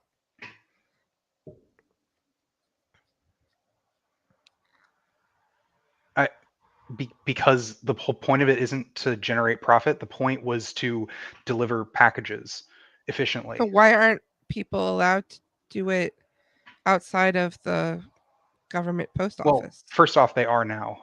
That's like a thing. You can do the USPS, you can do FedEx, you can do UPS. You can send There's a package, but if you want to send like a single piece of paper, you have to put it in this huge envelope. You can't just put it in one of those little envelopes. It's still illegal to oh send well, yeah, they the can't. regular little envelopes. Yeah, and I mean a large part of that is so that like there was some incentive to keep the post office around because the infrastructure that FedEx and UPS actually needed. Hang on, actually. early on in FedEx and UPS's and other mail order businesses needed the infrastructure that the USPS was providing um, early on. I think they could have figured it out. I mean, sure, but like economies of scale factor in to this. A a USPS did I say yeah USPS can, because of economies of scale, um, move mail faster than FedEx could. That's just like just because of they're so much bigger. Like that's this is a thing that happens in economics. Um, Private companies can have scale. I'm bringing back to Amazon. That's mhm, why Amazon is what people choose to do because they yeah, have yeah, that scale. because economics of scale, yeah. But I don't Amazon think they're is a monopoly. well, they have a considerable so Amazon They have a is large market share because they're doing a good job, and we shouldn't punish success. so like I guess like I thought you were when you talked to me about like your ideal version of capitalism, it kind of reminded Mhm. me a little bit of like the post Gilded Age. So like in the late 1800s, you know, you had like the robber barons and stuff. You had sort of the formation of a number of monopolies within the United States, and then you had after a period where after those monopolies got so big that it became a big national issue, the federal government came in and broke up those monopolies I as think that was wrong. for them to break up monopolies. Yeah. Don't aren't monopolies generally bad for like You can't have a true monopoly in a free market. The only time there's a true monopoly is when the government grants them monopoly power, I which don't care happens all about the time. I don't care about true And monopolies. I care about like the effect that monopolies. I don't care about monopoly the word monopoly. I care about the effect that monopolies have on uh-huh. people. And the effect that monopolies have on people broadly is negative. It's not usually positive. So the effect of monopoly, and by Yeah. monopoly you mean a large business that has a large market share? Uh, Usually it's not large. Usually it has to be like overwhelming. And usually the industry that they're going into usually has to have a higher than average bar to entry. You know, like for instance, not everyone can just start up a factory. You know, like it Yeah. takes a certain amount of capital to start up a factory, and that raises the bar to entry. And so a lot of these systems where you'll see monopolies crop up usually have a combination of like higher bars to entry, and usually they'll have more larger sort of condensed firms instead of like a bunch of different disparate firms. You'd have like a Uh-huh. couple at the top. Um, that's usually what makes up monopolies, especially in the modern day. Modern day monopolies are not the same thing as like the definition of monopoly that you read in a textbook. They function on different levels because there's different forms of like corporate cooperation that happens uh, to like basically limit them from getting the hammer brought down with the antitrust laws. Um, oh, So what they do, yeah, a lot of this depends on like which country you're in. You know, the United States have doesn't really enforce a lot of its antitrust laws as much as like other countries do. Over in actually, well, what am I in thinking about? Europe they have like protectionist law. So they basically Yeah, grant monopolies under law. yeah, no. Yeah, Europe's particularly bad about this. I'm not a fan Uh-huh. of like Europe protecting its monopolies. I don't like that. Yeah. Economically, I think it's very um it's a bad look. Okay, you talk about how you're free and liberal It's and all this shit. inefficient. It is inefficient. Like the inefficiency is Mhm. like one of the things, but I mean, inefficiency isn't the only thing that I'm looking at. Right. I am looking at inefficiency, but I'm looking at like inefficiency in terms of providing human well-being and fulfilling human need. Right. Yes. Um so I think Amazon is just they're in a new market and they did the best job, and I think give it time and we'll get some more competition. Uh, I'm also but not a I fan think that of the number of. I think the customer is likes it. Oh, sure, The yeah. customer is kind of winning in this situation. I don't Mhm. see really any problem there. Usually, when you hear criticisms about Amazon, they're concerned about the employees, and they're concerned about the sellers, the makers of the products Mhm. that put their stuff on Amazon. But no one's really concerned about how it's affecting the customer. I mean, yeah, it is affecting the customer sometimes in a positive way. In some cases, it's affecting them, and there are some negatives, obviously, to Amazon because, for instance, like I used to there used to be a lot of different places where I would go to get. I This is very nerdy. I play Warhammer 40K, little You are plastic my figurines. ex. Probably not, actually. He's Uh, 10 years older than you, but yeah, oh, that's fine. Oh, thank God. Uh, he's older than me, he was my age. and he's into Warhammer. That makes me understand more. Uh, so there used to be a lot more places where you could like basically get eBay used to be bigger, right? For instance, okay, Uh-huh. sorry, this is where I was going. eBay used to be a lot bigger with their secondhand market. However, Yeah. a lot of secondhand stuff has actually shifted over to Amazon, which is not it doesn't have so I don't like buying secondhand things off of Amazon. It's Mhm.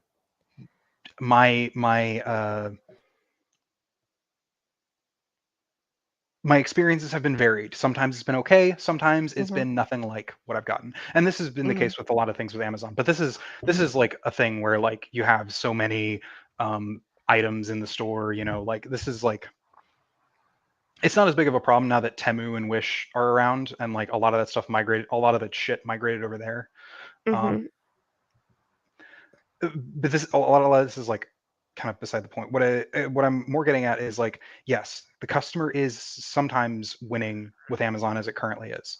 Um, However, like your average, you talked about makers. I always forget the generic term for that.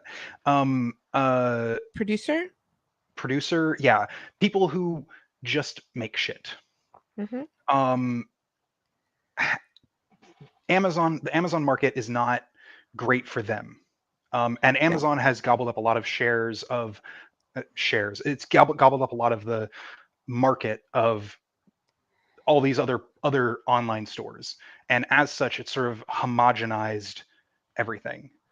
Uh-huh. And I personally am a fan of options, and I would prefer if uh, we had more options again. And one of the ways to do that is to crack down on monopolies and allow for smaller businesses to thrive in its wake.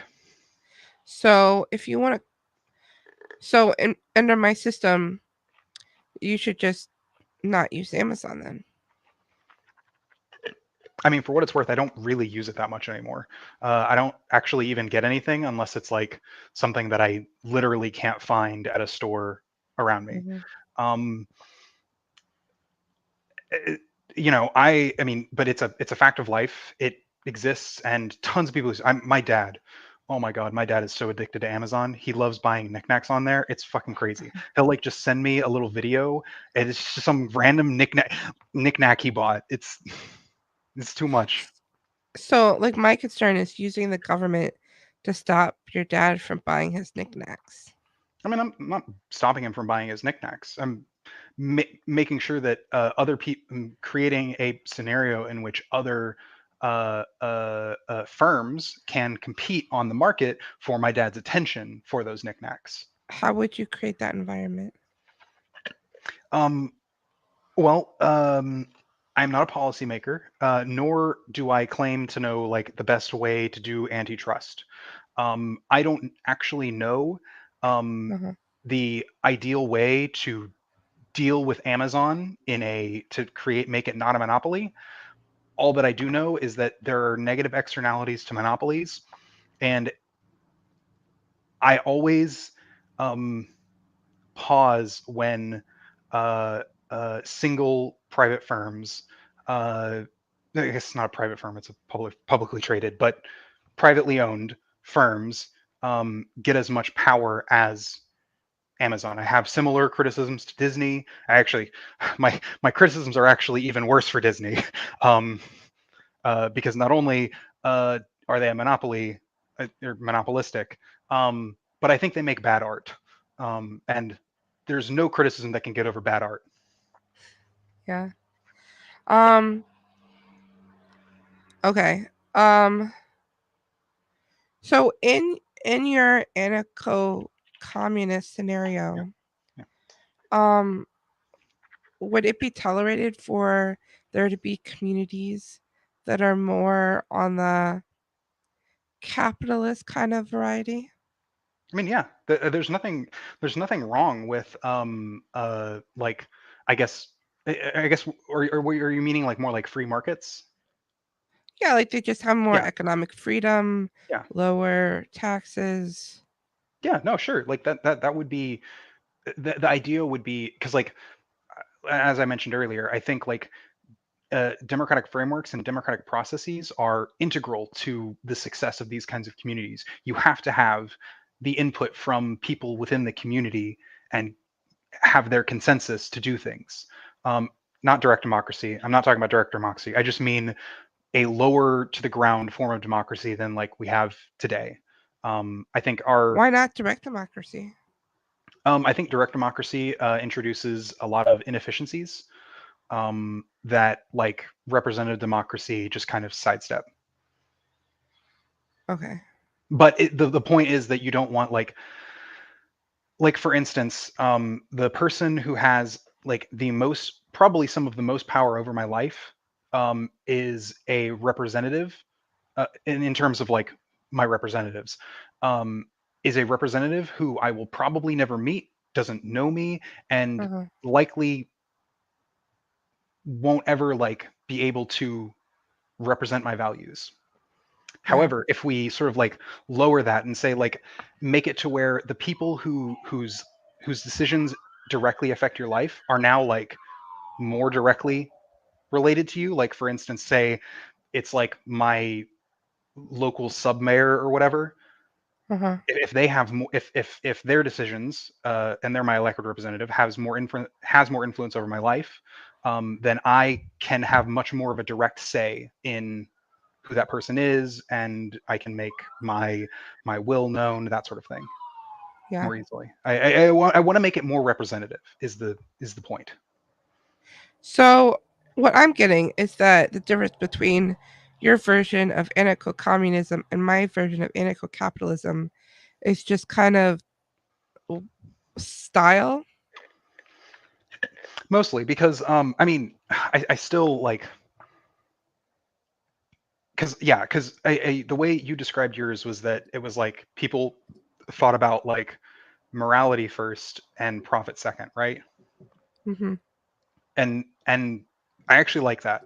Now, the word morality is the sticking point, which is kind of the point. It's like you Uh-huh. know, but I think that's a good sticking point. I think that's like that's where I think the conversation ought to be, which is what can we do that's like good for people, because Right. that leads to people actually trying to I think do things for the right reasons. And I think doing Uh-huh. things for the right reasons is almost as important as doing the right things. It's not as important, nor is it the only important thing.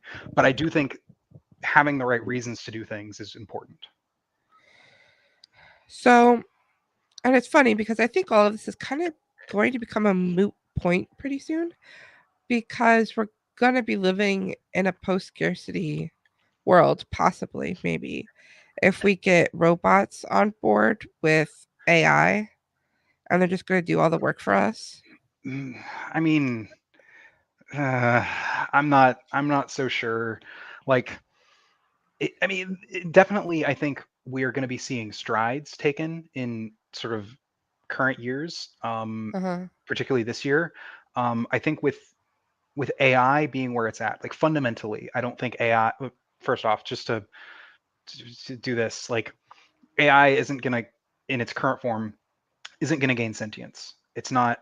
That's not what Okay. it's generate models. It's not Uh-huh. like it doesn't have the potential to.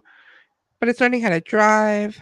Yes, it is learning a lot of these things, and it's good that we can teach them. I think like Uh-huh. driving, we're still a ways off. We're still a ways off on the driving, but that's, to be fair, a very complicated thing. Um, Uh-huh. I think like having AI pilot robots who can do menial tasks is, I think, probably the next step. Um, Yeah. and that's good. I think that will drastically help. And that's one of the reasons why I think like it's good that, even though I don't like Yang, Andrew Yang getting into the sort of the public square and talking about and getting support for things like UBI, um, is actually a positive thing. Because, well, not that I think UBI is a good measure, but I think that it's, um, depending on the direction that we go, it might be necessary to prevent worse things from happening. Because let's take, for instance, a hypothetical scenario where we go down the thing where AI robots take all the menial jobs, but that doesn't like change. It doesn't significantly change our economics to where all those people who did have jobs and now don't have jobs weren't able to get jobs. If you had just had millions of jobs suddenly leave the economy with nothing Uh-huh. to sort of stopgap that, Mm-hmm. that would be a place where UBI could, and you were doing nothing else to mitigate this. UBI could be a potential mitigation. I don't think it's the best mitigation. I think like the best mitigation would just be to, for probably encourage, heavily incentivize people who lost those menial jobs to go get educated to get different jobs. Um, but that's a whole different like thing, like it's. Okay, so in the past, the majority of the population were farmers, Yes. and they just had a farm Hmm. all day, Hmm. every day, depending on the weather, and they do really hard work. And now we have a very small portion of the population are farmers, and they use these amazing machines Yeah, to plant the field, to pick the crops, to sort it, and do all of the things that need to happen to it. they It's use these amazing. amazing machines called immigrant labor. I know Sometimes what you're saying. I know for what you're fruits saying. and vegetables, Yeah. but for some things, they can use these harvesters.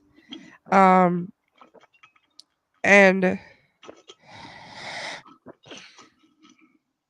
so we haven't seen mass unemployment because of this technological upgrade. We just have more food, and then people are free to do other jobs. A lot of the reason for that was because the development of that kind of those kinds of technologies took decades to implement. Tractors have been around for over a century at this point, Uh-huh. 140 years maybe. Uh-huh. And so and there were definitely a lot of shakeups. I mean, there was, I mean, fucking, the Great Depression wasn't exactly great for the average. Well, the average farmer didn't get shat on too bad. There were some issues with like farms being repossessed because of debts and stuff like that. Yeah, Um, Dust Bowl. Dust Bowl and that sort of that. Dust Bowl is a separate thing though. We're just talking about things, The problems government coming caused. onto your land and killing all your cattle.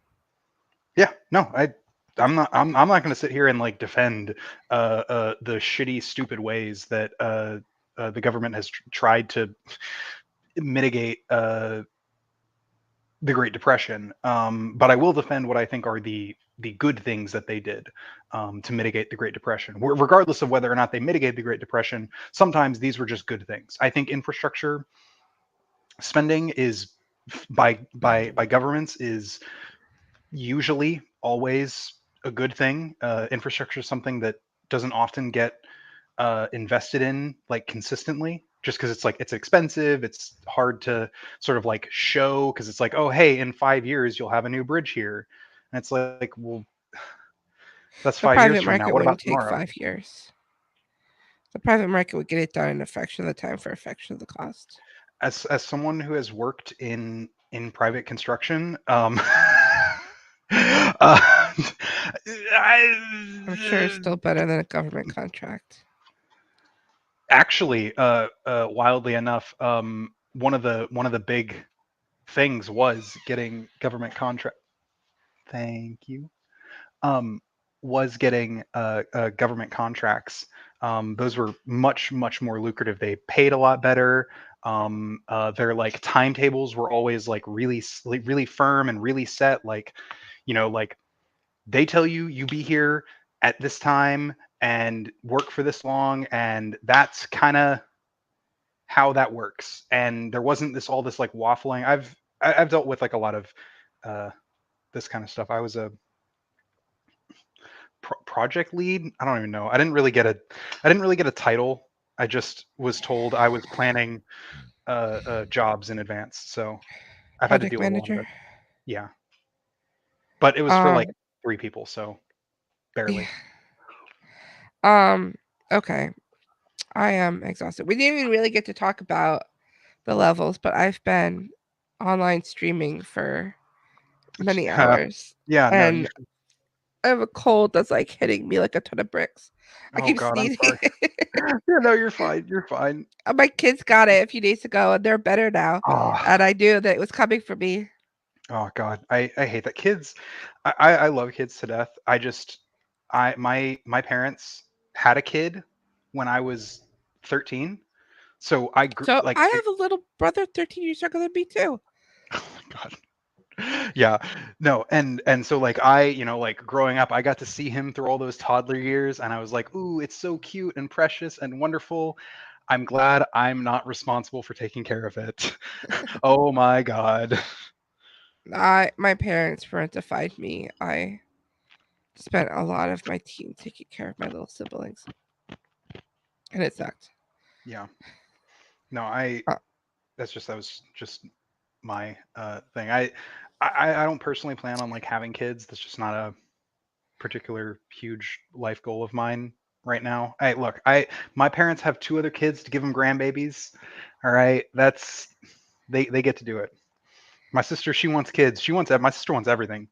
She's a uh-huh. workaholic, and she wants like the 2.5 kids, and she wants like her husband to be the breadwinner, but she still wants to be a workaholic. She's funny. She's interesting.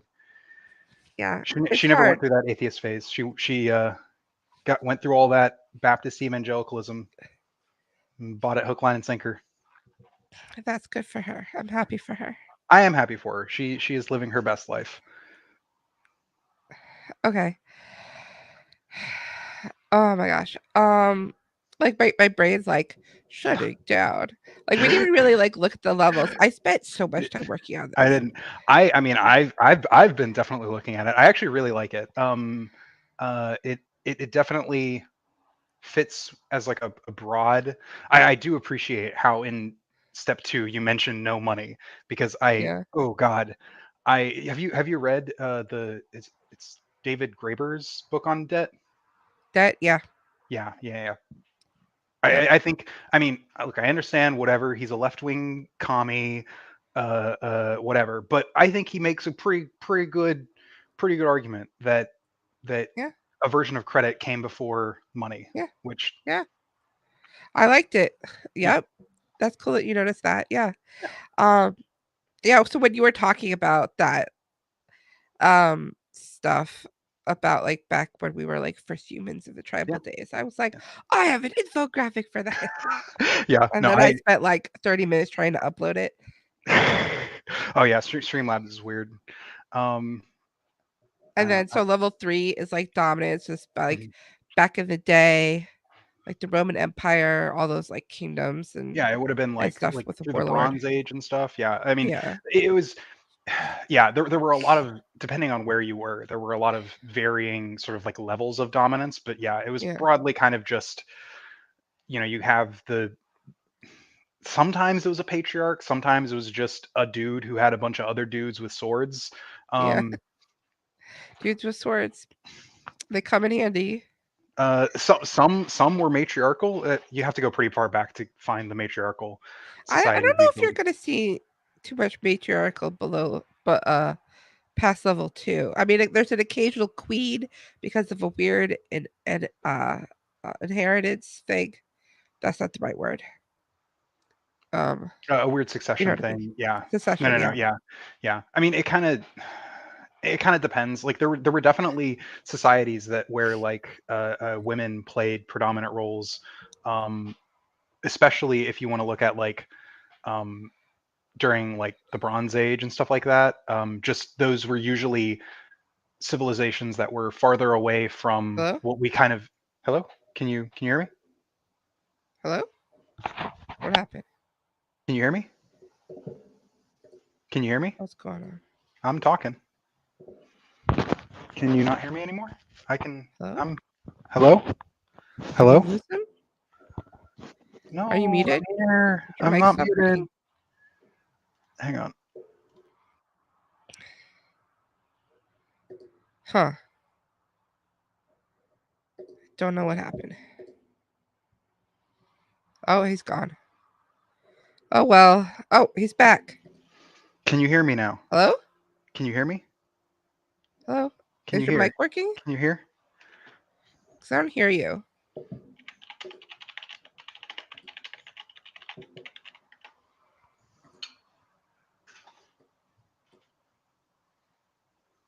Okay, I hear typing. Hello. Can you hear me now? Yes, I can hear you now. Okay. Okay. Good. All right. I don't know why. It was like it was lighting up like I was talking, but you weren't hearing. I don't know. That was weird. Okay, weird. All right. Yeah. I was just saying like there, especially like sort of like the agricultural revolution. You had tons of matriarchal societies, especially like smaller nomadic ones. Um, Oh, yeah. So, like, level 3 is like post agriculture. yeah, level three would be like yeah, more when people started to become more sedentary. Um, Yeah. uh, It uh, was really hard for there to be like kingdoms and warlords when so what happened was when you have crops that all get harvested at the same time, then these like war bands would figure out, oh, okay, if we show up at harvest time and steal their yeah, shit, yeah, and that's then where they're like, the okay, if we don't steal all of it, so they don't starve to death, and we just take a portion of it, and then we could come back next year and keep stealing it, yeah, and then that turned into our first governments. that's the earliest conception of the state. I Yes, mean, governments, yeah, like I mean, people governing themselves had obviously been right, existing right, for a yeah, long time. It just you're right. I used it, the wrong word. I mean, no, you're fine. You're fine to use that word. It's your stream. You get to you are the authoritarian ruler in your stream. Okay. You are the state. Actually, What did you is? know? Did you know? So the "I am the state" is like a quote from like Louis the 14th. Did you know that's actually a Uh-huh. mistranslation? Mm. The actual translation is "I die, but the state remains." Which Oh, has a slightly different connotation. It kind of yeah, actually delineates the power, like that the monarchy is kind of separate from the state. The state is more of like a power one wields, yeah, yeah. which I appreciate the difference. It does Uh-huh. like yeah, like a government, a body of people who govern an Uh-huh. area can wield the state. They can wield force to Yeah, coerce people, or you can do stuff voluntarily, which I think we both agree that people doing yeah, things voluntarily is absolutely a morally superior way of organizing human interactions. right.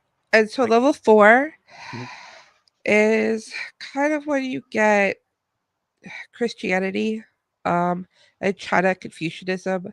yeah, But I'm more familiar with Western philosophy and history, where you have like one God with one set of rules.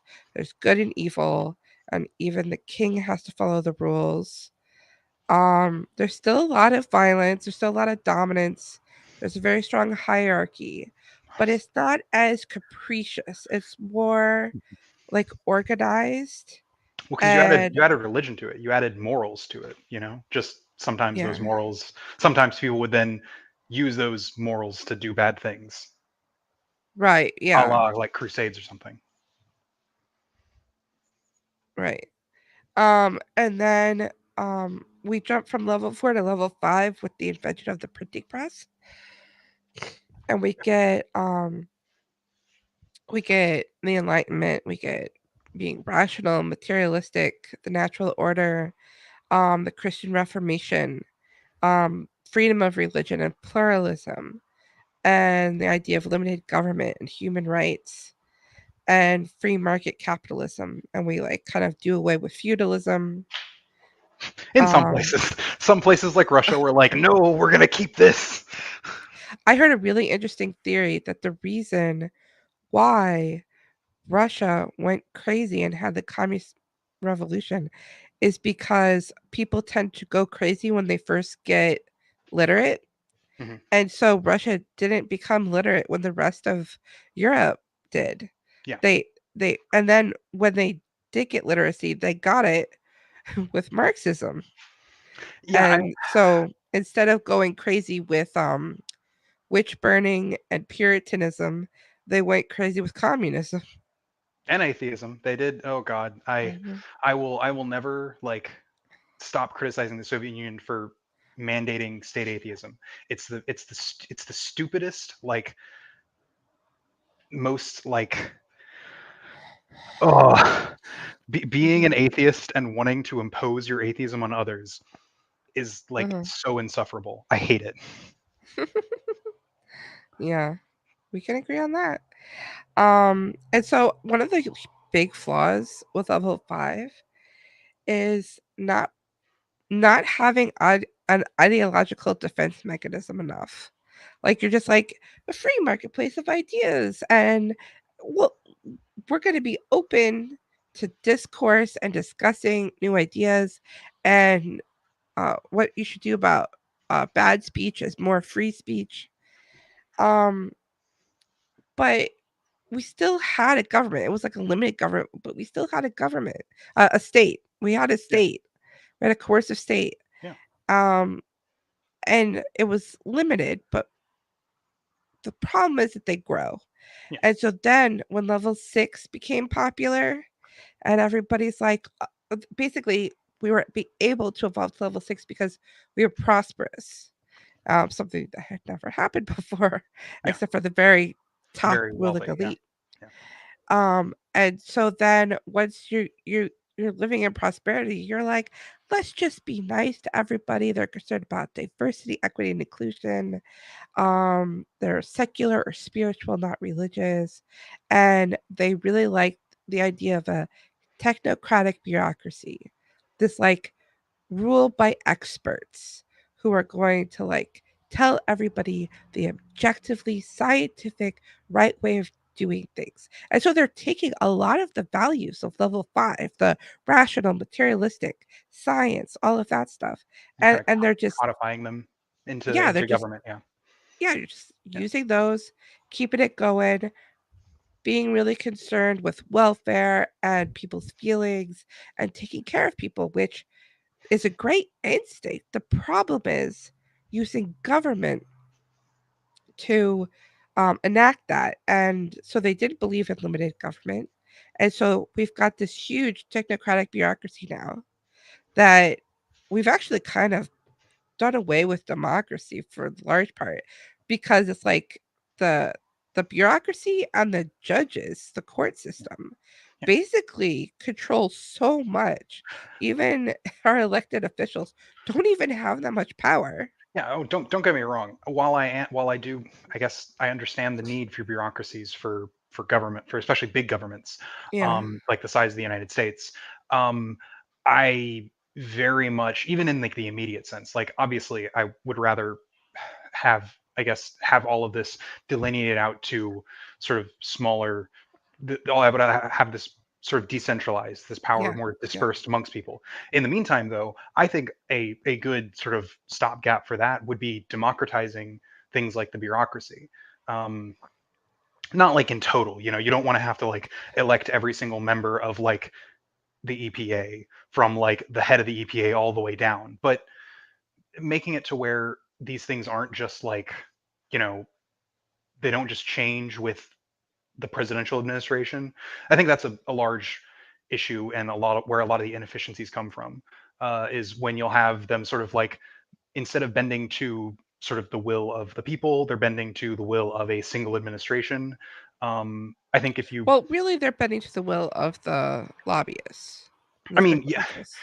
yes, that's There's a more and lot more of true corruption and today. revolving doors Yeah, between the the agency, the government agency, and the organization and the business that the agency is supposed to be regulating, and it's like a revolving door. yeah. Citizens United has been the greatest tragedy of America.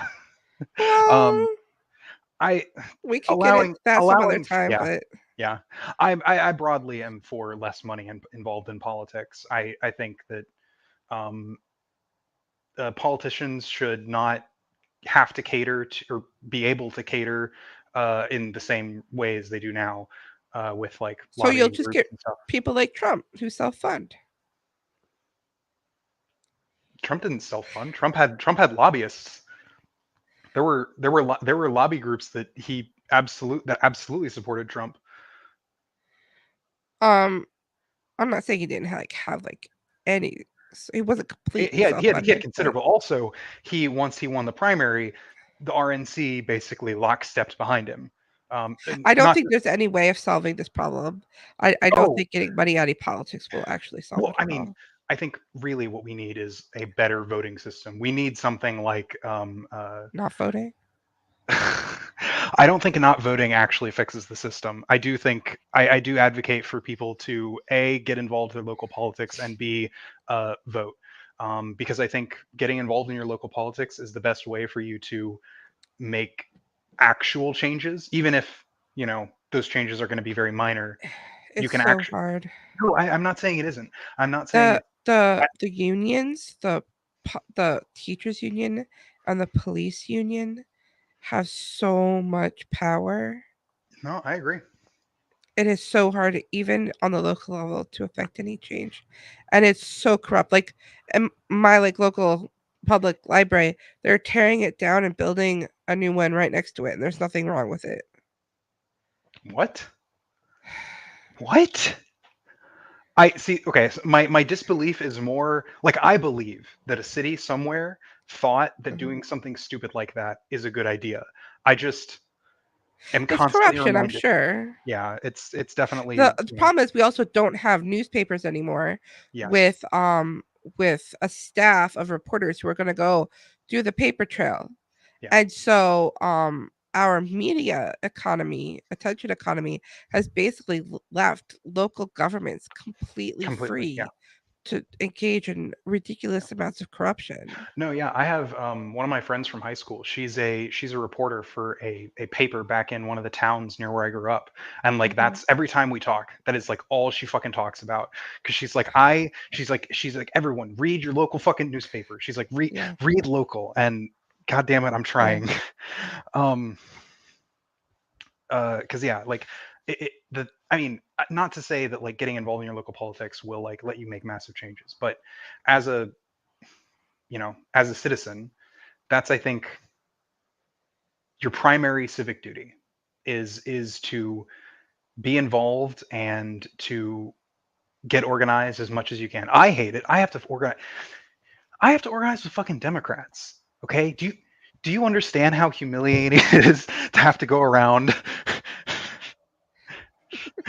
with with Democrats? Okay, I would much rather if I could organize even with the DSA. I would rather organize with the DSA than fucking Democrats, but DSA, What's the DSA? Democratic Socialists of America. Well, I They can't just really they don't say have any. anything because I used to be part of the Libertarian Party. It's fine. I also went through my libertarian phase. I thought Ayn Rand was the coolest shit in the world. Really? Yeah, I was in high school, okay? I was an edgy high school boy, all right? I'm Oh, the other day, I need to make a reaction video to this. The other day, the head of the Ayn Rand Institute called me a bastard. what why? Um, I mean, that guy's a little psycho, so I mean, I can understand why, but because I'll have to make a reaction video about it because I called him a liar. I would totally watch that. I what did he lie? I mean, what did he specifically lie about, I guess? It was about abortion. He lied about what the law was. And then Oh, he was like, I wasn't lying, I was mistaken. And it's like, oh my God. okay, way to like deflect. And then he did this whole pearl clutching thing, and he's like, you need to apologize to me. And really fast, you're anti-abortion, right? um, it's complicated. I am. I appreciate that you answered it's complicated. I do appreciate that at least. I'm. You know, if you want to do what you want to do in your Mm, community, I'm not going to send armed guards to go stop you from doing abortions. sure. I'm not into it Yeah, culturally. I'm going to argue against it. sure. I think we should value life from the moment of conception until the moment of death. Um, but I also get really upset when people just lie about like basic facts that you can look up. Mm, And that happens so much with abortion, especially with all these men who have never had children, never done any research, and know absolutely nothing about what they're talking about. It doesn't help that the media is constantly lying, but it sure. drives me crazy because the media is constantly lying And and they people don't are need to totally lie. uninformed. It's irritating because they lie when they don't need to. That's the thing, right? Like It's you, like just make the argument that for bodily autonomy of the woman, but they can't do that because they don't believe in bodily autonomy because they're constantly violating our right to bodily autonomy. So they can't make that argument. They have to make the argument that it's not a human, that it's not alive, that it's not a person deserving of personhood rights, and then people make like really dumb arguments and they just like lie and say like that there's laws stopping women from getting medically necessary abortions, where that is absolutely not true. There's no state where there is a law saying you can't get a medically necessary abortion. It's just a lie. yeah, no, no, no. It's not that there's no state where you can't get it. It's there are different states where it's harder to get. It depends on the state, and it's unfortunately a really complicated idea. And part of the reason why I'm not a fan of leaving it up to the states because it just makes it more complicated than it needs to be. What it should be is you consult with your doctor, and it should be a thing between someone and their medical professional to decide upon like the the best course of action in their scenario, right? Because like yeah, like you don't want to limit abortion and then suddenly like someone who has a what's the Ectopic pregnancy. ectopic pregnancy, yeah. That's not an um abortion, dude. That has nothing to well do with I, abortion. I mean, It's not an I abortion. no, no, no, no. I agree. I agree that it's not an abortion. However, I have also known people who thought it was an abortion, and unfortunately, um, like people like that aren't uncommon, and it stems from a Yeah. lot of people not really understanding Yeah. The the media, and it's top of not their their hands. fault. The media is lying to them constantly Yes. No, no, no. because Yeah. they want to confuse people about the issue. Yeah. And we can't have an honest debate about it because people don't even understand what we're talking about.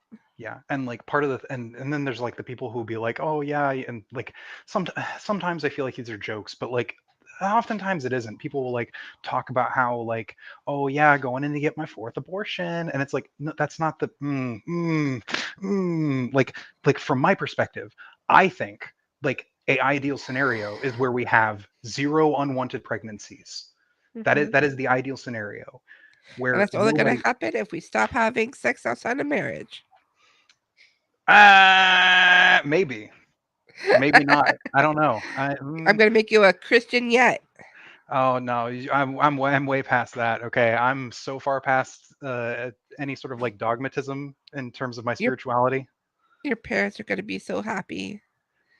They're gonna be so happy that I met you and you turned me back into a good old Christian. I'm just kidding. It's fine. Um, You probably would have disagreed with Christian me's position on a lot of the Christian me was a Southern Baptist. I had uh-huh. some Yeah. interesting beliefs about a lot of Yeah. things. Yeah. I can talk to atheists because I was one for so long. Yeah. So I'm a lot different than most Christians who are just like Yeah. get mad. Yeah, and you also like you were an atheist, not like the who's the there's some apologist who I can't remember his name. He like claims he was an atheist, but like I've listened to that man speak, and it he does not come across as being having been an atheist in the 90s. Huh. Um, it comes across as he wants to pretend he was an atheist in the 90s because it makes his argument sound better, um, Yeah. which is unfortunately, I think a lot of times people will sort of like uh, uh, invent parts of their life in Uh huh. order to appeal to a different group of people. Yeah. Um, and I think that's common on the left and the right. I've known people who've been like, yeah, well, I might be gay, and it's like, look, okay, just say you're straight. It's fine. I don't. It doesn't matter. Oh, no, I'm actually hetero flexible. It's fine. And I'm like, bro, you're They're gonna straight. lose their They're leftist card. they're liberal. It's a liberal thing. I Uh have having been in like left circles for a long time. A lot of this like I guess like woke stuff that people talk about. It's huh. much more of a I think a liberal problem than a leftist. The leftist circles I've been in seem to not particularly like have these kinds of perspectives. Yeah. Usually because like usually like I say like leftist circles. I mean like when I was back in Memphis, I worked with a couple of like food drives and stuff. And Mhm. yeah, like those people really just care if you show up and are there to help volunteer. They don't really Mhm. give a shit if you're woke or whether or not you vote Republican. Okay. I have a question. Yeah, What is a woman? a woman is a let me say this correct. Uh,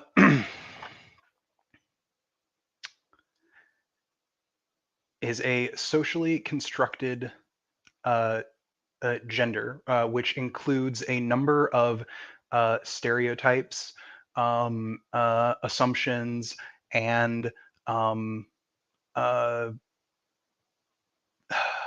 roles, I think, that vary by people, place, and time. Our current conception of what woman is tends to be quite, at least in our minds, feminine, feminine traits, as in, but yeah, it's a socially constructed category. And then Um, I just said what the category involves. The category involves stereotypes and stuff like that. do you identify as a male or a female? I am male. Okay. What Sorry, you cut out. my head. What do you say to somebody who says that we should stick to the old definition of woman and just stick with adult female human? Um, get with the times, boomer. That's very flippant. My my response would be that over time, people use words differently, and even though in the past people used man, woman, male, female, sex, gender interchangeably, um, it does seem that now the culture on that has shifted pretty dramatically. That many people mean the different thing. They have create with the distinction has been created, and people are using that because they find it to be a useful distinction. Um, and like, I mean, yeah, sure. It also could be great if the word gay could go back to primarily meaning happy, but the meaning of words changes over time, and there's nothing like I think uh prescriptively wrong with that. I just think that we need to be conscious of like we just need to be conscious of making sure that um we are using the same terms, because that's just a cost of communicating within society. You run the risk of being misunderstood or miscommunicating. um What do you think about society keeping female safe spaces like bathrooms, changing rooms, locker rooms, female sports and stuff, and having that based upon sex and not gender identity? I think that largely has to do. So my main issue with sex segregation more has to do with um, how useful separating the sexes is, right? So, for instance, separating sexes, especially for like post-pubescent people, like post-pubescent kids, and then later on adults, segregating that by sex seems to have a valid use in that, like, there is a significant amount of social of utility in distinguishing between these groups because the athleticism of the potential athleticism for males is higher in some respects than for females. That's just like depends on the aspect you're talking about, but this is broadly the case. And so that kind of segregation is useful. However, it's also worth noting that a lot of these sports institutions have, in the recent decades, been doing a lot of looking at like what to do about trans athletes, and most of the larger ones have sort of come to the conclusion with a lot of um, uh, input from a lot of the sort of sports scientist people, the people who sort of figure out this stuff on how it works on like a body level. That for in a lot of cases, so like for trans men after and for trans women, usually after they've been on uh, um, hormone replacement treatment for most of them require it for like 2 years.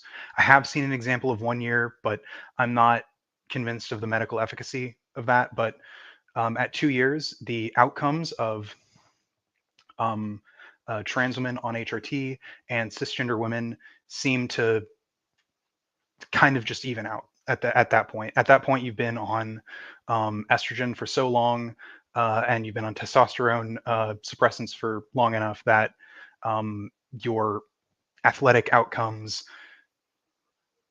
you've lost the advantage of being born male, basically. But Um, if the person has gone through male puberty, they're going to be bigger. They're going to have biological advantages that people who haven't gone through a testosterone based puberty aren't going to have. yeah, and what I'm saying is that the sports institutions in recent years have gone over this data. They've collected and gone over this kind of I data don't think that's really true. and the rules. I mean, the Olympics did. The Olympics is a big one. They've allowed transgender people to participate since like the early 2000s. I think that this is a politically driven. I don't think they're like looking at the facts and evidence. I think that it's politically driven, and I mean, nobody wants to get canceled, and there's a lot of fear. Um, you're fine to believe that, but like I'm talking about, institutions that have like looked at data from since like the 90s and the 2000s, and that was kind of before all this like canceling stuff was like big. I would say that in the early 2000s, the Olympics didn't really have too much of a political pressure to allow for transgender people into the Olympics. Um, uh, there wasn't like a big social movement for it at the time, um, not compared to now. At least is my point. There's always like you can always point out social pushes for anything, but in the I early think 2000s, I don't think that the I, zeitgeist was there. I don't know. Like I think that the whole idea that you can have a gender identity different than your sex, it just I don't see how it's useful. I see a lot of problems with it. I think that it's kind of a dangerous idea. Dangerous in Um, what way? I mean, it's dangerous to the people that hold it. Because How is it a dangerous idea for me? well, because of the high suicide rate. Is the high suicide rate because they're trans, or could the high suicide rate potentially be because of the environment surrounding transgender people being having I, been so I anti-trans think for it's so long? because they're trans. I think that I, like I, I I would had need a friend. I would need some serious, as someone who knows lots and lots and lots of trans people and Mhm. is trans themselves, I would need some I had not a friend who insubstantial. was no indication that he identified as a woman or anything like that. Sure. And then I don't know, like all of a sudden he he says he's trans, and he very quickly got surgery and hormones and all that. And then bam, he kills himself. And it's like I don't, because you can see people that are treated really badly and they don't have suicide rates like that. I think that there's something very dangerous with messing with your identity, maybe especially messing with your gender identity. I don't know. I think that I think that's a really dangerous idea to the What would you individual and what to society. what would you say about, say for instance, the fact that um, transgender women are, I can't remember what the likelihood is. It's some astronomically high Mhm. risk of being assaulted in bathrooms. Uh, Um, there's is that because they're trans, or is that perhaps because of a society around which they live that is particularly unwelcoming of transgender people? I think that there's a lot of comorbidities with being trans, being a sex worker, having other mental health problems, and it all kind of coalesce with a dangerous lifestyle. And a lot of this can be um, pointed to like if you look compared transgender women, who a lot of them are prostitutes, and compare that to the general prostitution population, you're probably going to see that it's not that different. Like it's kind of like you're in dangerous situations, doing dangerous things. And I'm not gonna deny that no one's gotten their ass kicked for going to the women's bathroom or whatever, or for looking different, not dressing in a gender conforming way. But I think there's something very like deep down nefarious about the whole thing, about the whole idea. Um, I think it's a social contagion. And maybe it's caused by like plastics in our water supply and birth control pills in our water supply and our food or something. And it's something biological that's messing with hormones. Or maybe it's something else. I don't know what's causing it. Um, and I'm not denying that people have like gender dysphoria, but I don't think the solution is to, Chop off your dick. yeah, For what it's worth, I don't plan on seeking bottom surgery. yeah. It's just that area is not really uh, doesn't isn't really particularly bad for my gender dysphoria. There's much other Hmm. other areas where like I Hmm. suffer in that area. So um, it's also one of those like big kind of things. It's like really expensive and Hmm. just Hmm. um, I've watched I Am Jazz. It doesn't look fun. no, it doesn't. And I do feel for people who definitely whose gender dysphoria is such that like that's what they feel they need. And it does seem to be to me that a lot more trans women now are more focusing on, when they talk about surgery, they're referring to like facial feminization surgery, which is at the very least, uh, I think, a much easier to deliberate and sell sort of like surgery. I mean, that's just like a pure bodily autonomy thing. Like Mhm, adjusting your face isn't going to have the kind of negative consequences that removing a penis would. Removing a penis yeah, does actually potentially cause a number of issues. Um, but so I like, if somebody was gonna ask me advice, I wouldn't recommend that either, oh whether sure, I they mean, sure were you would. trans Yeah, or not. Like, I don't think that I cosmetic mean, surgery is I, going to I help don't people be I don't happier. recommend any trans person to get or not get any surgery. I encourage trans people to talk to their therapist and talk to their doctor. That's the people who you should be primarily consulting when you're talking about this kind of thing. Well, I I'm don't trust therapists or doctors, so I wouldn't recommend asking them, especially because they make money off of it. So they have an incentive to be like, yeah, let's do all the things. Like, no thanks. I I mean, I don't know. I do have issues with doctors and therapists. Don't get me wrong. Like Hmm.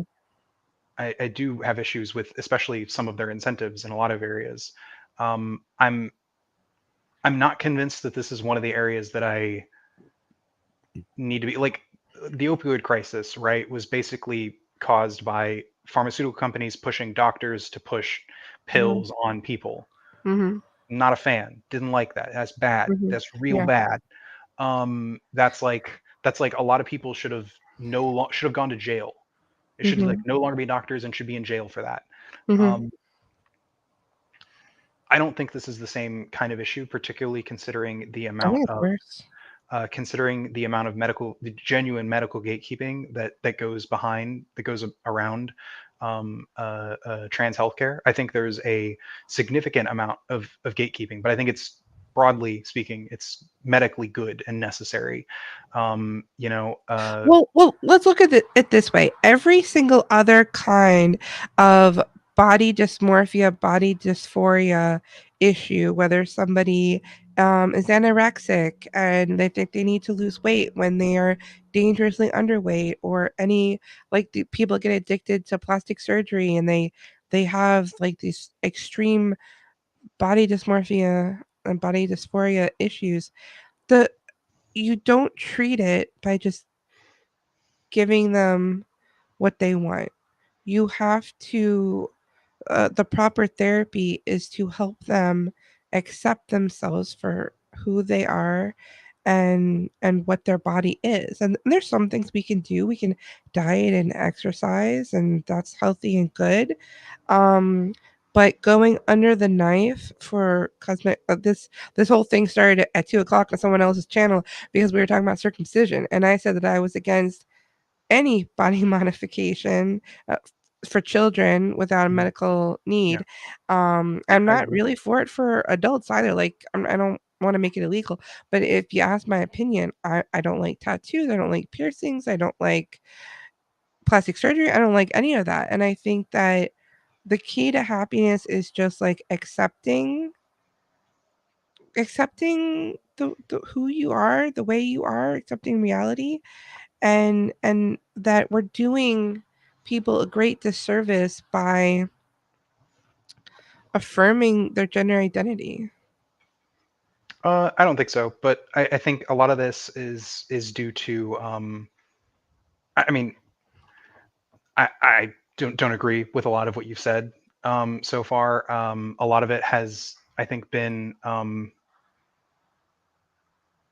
lot of this has been based on your feelings. There are a number of things that that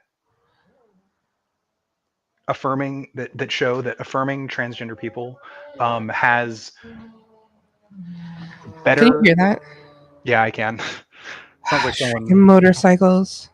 zipping up and down. I love I motorcycles. I hate motorcycles so much. I get so much crap for it on Facebook whenever I post how much I hate motorcycles. All the motorcycle drivers are like, me, me, me, me. Oh, they what do they always say? They always say loud pipes save lives. And I'm like, don't drive a No, motorcycle. no, they don't actually. Yeah, Motorcycles are really, really dangerous in yeah, like so America because of dangerous. we're so car centric, which is another thing. I hate that we're so fucking car centric. All right, public transport for the win. Trains are Well, based. soon we're gonna have AI vehicles. So I that's gonna be we're awesome. so far off from level 5 autonomous driving. We're so far fucking off. I don't It'll come. It'll come. I know it will come eventually, but like we're not there yet. We're I'm still excited.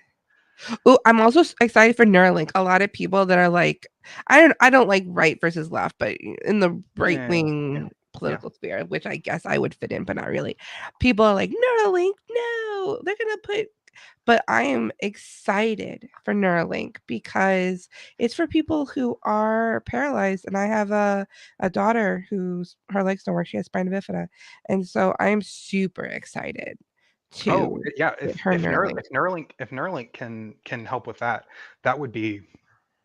I think like probably the single greatest thing Elon Musk has pitched. Like I if it helps people who are paralyzed, Mhm. I Like don't think I don't awesome. think I would change my opinion that Elon Musk is a dumbass. But it would You change can my call opinion. him a lot of things, but a dumbass you cannot. Man bought Twitter for $40 billion, and it just immediately tanked everything. Um, it, he's not the brightest light bulb of the bunch. I don't think he was trying to make money with that one. No, he wasn't trying to buy Twitter. He accidentally himself into buying Twitter. That's true. Um, that Shit! Hit the cancel button. Hit the yeah. cancel button. See, that's my issue. It's just getting himself roped into buying Twitter in the first place. Already step one, dumbass. All right. Also calling those fucking dudes who were trying to save those kids pedophiles for not going with his weird idea was like one of the first things I ever heard about Elon Musk. Oh, And really? yeah, and it's just like He he had a bad Twitter moment. Maybe he was he's had a lot of drunk or tired or had a I lot of don't bad know. Twitter moments, I guess. He's also done a lot of JQing Twitter moments, so you know. JQing? Oh, but then he went on this whole apology tour and went to Israel and Well, was yeah, like, of course. He "Oh, went on a Benjamin, yeah. I love you so much, and Oh I'm gonna god. censor people on Twitter who say things you don't like."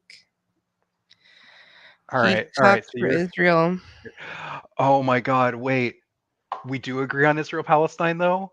Mm, Based free Palestine.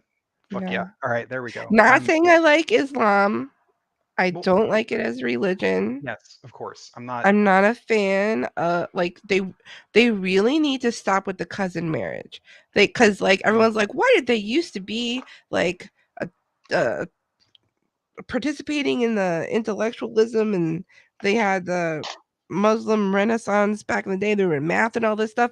And the problem is they keep marrying their cousins generation after generation and they fuck their gene pool. And I think one of America's secret sauce is that we're such a good mixed up gene pool. yeah, Like, because back in Europe, people lived in these villages where they were pretty much related to everybody in their village. And the best you could do was like marry your third cousin, which yeah, occasionally marrying your third cousin isn't the big deal. When you're doing it generation after generation, it's not good. yeah. And then they come to America and you got Germans marrying French and Italians marrying Well, you Irish got and to remember everything's the early getting all American mixed fathers up. didn't like that. Remember the early American fathers were very Anglo-centric. It but it ended up working so It did. well It did. because getting all those genes mixed together and we there is hybrid vigor Yeah. with that. And so I am looking forward to whenever there's like a sci-fi show where it's set like far in the future and there's still like distinct races, like there's the black character and the Asian character and the white character. It's like everyone would kind of look like I'm those those people that are like 3 or 4 different races yeah. and they're just like racially ambiguous. Yes. No, yeah, I know this. That's the future. And so we Look, won't have to worry about racism because we'll everyone will all be become like the same kind of like everyone should racially become will ambiguous. become roughly the complexion of Brazilians. Okay, Mhm. that's the thing. All right, Yeah. complexion wise will be also race is like stupid and made up. Like it's literally just like what Well, I mean. It's skin it's color. also If you genetic. want to Oh, that's right. actually, so race isn't even actually a good metric for genetics. Geneticists actually use Klein's, which is a different. There's different things than race. It's like I've never heard of this. you've never heard You of mean Klein? ethnicities? Well, no, people do use ethnicities, but ethnicities are different than race. Right. When There's people like talk about, race, which is like the continent, and then ethnicity is like the smaller I region, mean, yeah, but like, let's like be a real. language group. Race is basically just skin color. Like, it Well, doesn't really I have a. mean, it's like what continent your ancestors are from. Well, I mean, okay, are Hispanic people white though? They're a lot of them are partially because when the Spaniards came Uh-huh. over, they started impregnating Yeah, the they women. did a So lot of fucked up shit. it's a Um, it's a mix of like white and the um Native Americans. Yeah, Is they're that Native correct? Americans. They would have been Native. They were Native Central Americans though. But Those then in primarily. North America, the English brought their wives with them, and they didn't mix as much, and they just No, genocided the Native yeah, Americans. it was more in the south of the North America that they actually more intermingled, Yeah. and that was mostly due to, I believe, the influence of the French. That's where you get like Louisiana and stuff, and like the big Hmm. Creole areas there. Yep. Um, uh, but yeah, no, race isn't real. I don't think it's in the sense that it's what it is it's like a vibe check off of skin color. Like you see somebody, you see their skin color, and you see their general features, and from that you basically sort of like figure out the vague Well, outline of where those are. you can usually tell if, unless they're interracial, you can tell what continent someone's ancestors are from. Like, I don't have an ethnicity. My ancestors were like from everywhere in Europe, Yeah, yeah. but That's how I'm most I'm Americans, white. most They're all from Americans, European. most Europe, Americans like ethnically European. are actually I don't know. There are multiple American ethnicities. All right, I think it's Hmm. a big fucking deal because you have the East Coast, you have the West Coast, you have the South, and you have the The Midwest. Mormons have their own ethnicity.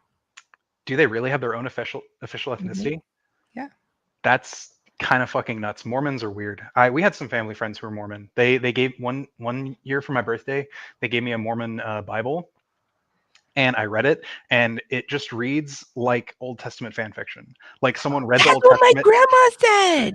It's literally like reading Oh my a gosh, book. that's legit what my grandma said. My grandma read it and said that it was Mormon fan fiction. Yeah, It was like Bible fan fiction. That is yeah, crazy. You're yeah. freaking me out now. Are you sure you're not my ex? I'm You need to put your 100% camera positive. on. My camera's broken. Well, okay, not broken, but it's like from I think I would 2003. recognize his voice, but I hope you would. I promise. it's been a I'm long time. I've been married for 11 years. I haven't seen him for like 12. probably for a good reason. For good reasons. But yeah, no. Mormonism is fucking weird as shit. And I read a lot of fan fiction, so like I know what fan fiction like reads like, and it just reads like fan fiction. I've only read one fan fiction, and it was Manacled. Oh God, you read like the some of like the BDSM fan fiction, right? Yeah, that's or Uh, Best bondage. book I've ever read in my entire life. Have you read it? Manacled? No, I've never read Manacled. I highly recommend it, even if you don't read fan fiction. I don't even read fiction. I What haven't read what's fiction it since a I was a teenager. what's yeah, I mean, yeah, that's what I mostly used to, but then oh, it's a Harry Potter fanfic. Oh my God. It's Harry You're Potter. is dead. It's Oh, Hermione is the main character, and it's Harry Potter mixed with Handmaid's Tale. oh, you've kind of sold me with Hermione being the main character. Hermione's Uh-huh, my favorite so she's character. like of Jeffrey, and Jeffrey, the character, is Draco. Okay, I'm gonna read it. All right, I have it up. I It's have it on fanfiction. very long. I started reading it. I did not realize what kind of a time commitment I was Oh making. yeah, I got so into it, I could not stop. Like my life was falling apart around me because I was binge reading yeah, this like very, very long book, but I had to know how it ended. yeah. No, there's another Harry Potter one. It's Harry Potter and the Methods of Rationality, which is basically My where husband read that. oh, He it's loved so it. good. I mean, it's kind of cringe, like, but like in the kind of ways where you want to see more of the cringe. It's pretty good. There's a lot of Yeah. fan fictions like that. A lot of like really good ones. Uh there's not as many like big ones going on as there used to be. Mostly Mhm. because a lot of those fandoms like Harry Potter, people don't really write for Harry Potter anymore as much. Mhm. Just with the JK stuff and then the other Harry Potter stuff not being that great, except for the game. Apparently, Hogwarts Legacy was a good game, but the like all the books that she's written after the original series have kind of people have been meh about. So Yeah. just that fandom kind of died. Yeah. No one writes fandom for my other favorite franchise, Star Wars, because Disney fucking ruined it. Star Wars. Oh, don't people ship what's her name and what's his name? Ray and Finn. Yeah. No, I mean, Finn? well, I think they should, because Ray and Finn in the first movie was like the greatest possible thing, and Disney cucked out because they didn't want to see a white girl kissing a black guy. Um, Oh, no, no, no. Finn was so boring. No, the bad guy, Adam Driver. Kylo Ren. I mean, I love Kylo. Kylo Ren is probably like my favorite part of the entire trilogy. I want wait, was it in the movies where he was like rule with me? Yes, yes, that was. Why did she say no? Who says nah? Yes, absolutely. Go for it. That's what I you know what? I think I'm talking myself into finding a good fanfic where she says yes, or else I'm gonna Oh no have no to no. write it. Oh no, there are some like fanfics around with like Dark I Ray need and stuff, that. because I I need think that. Dark Ray was like the better idea. If they had done that in the Last Jedi, or in yeah, no, it was Last Jedi where they teased it. If they had done that in the Last Jedi, where like Ray went to the dark side and Adam Driver went to the light side, and you had that Mhm. like, bad guy becomes good guy becomes bad guy, it could have been cool because Adam Driver had more of a character than Yeah. Ray. Um, Yeah, if he was like rule with me and she's like okay and they like get together and they rub off on each other and and then she like becomes like a maniac.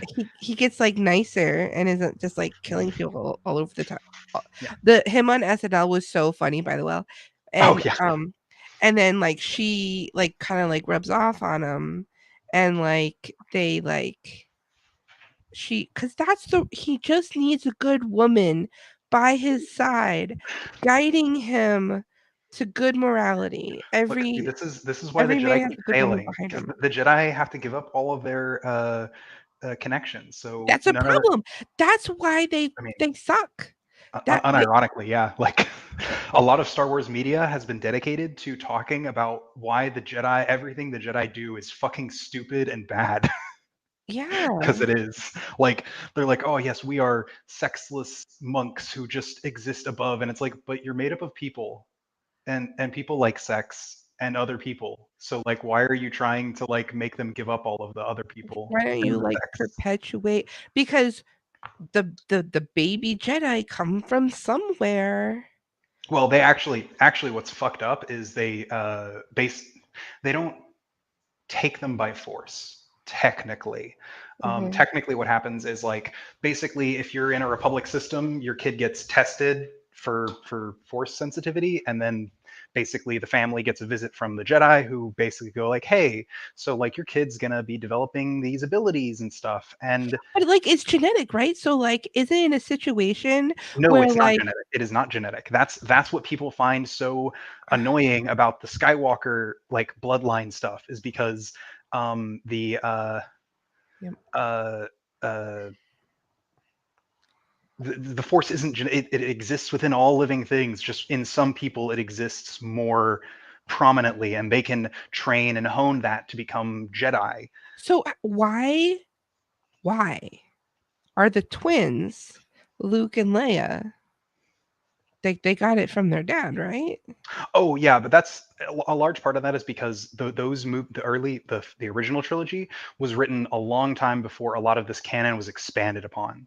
Um, uh, it's it's kind of complicated, and it's complicated I even just thought it further. was genetic. Yeah, it's not.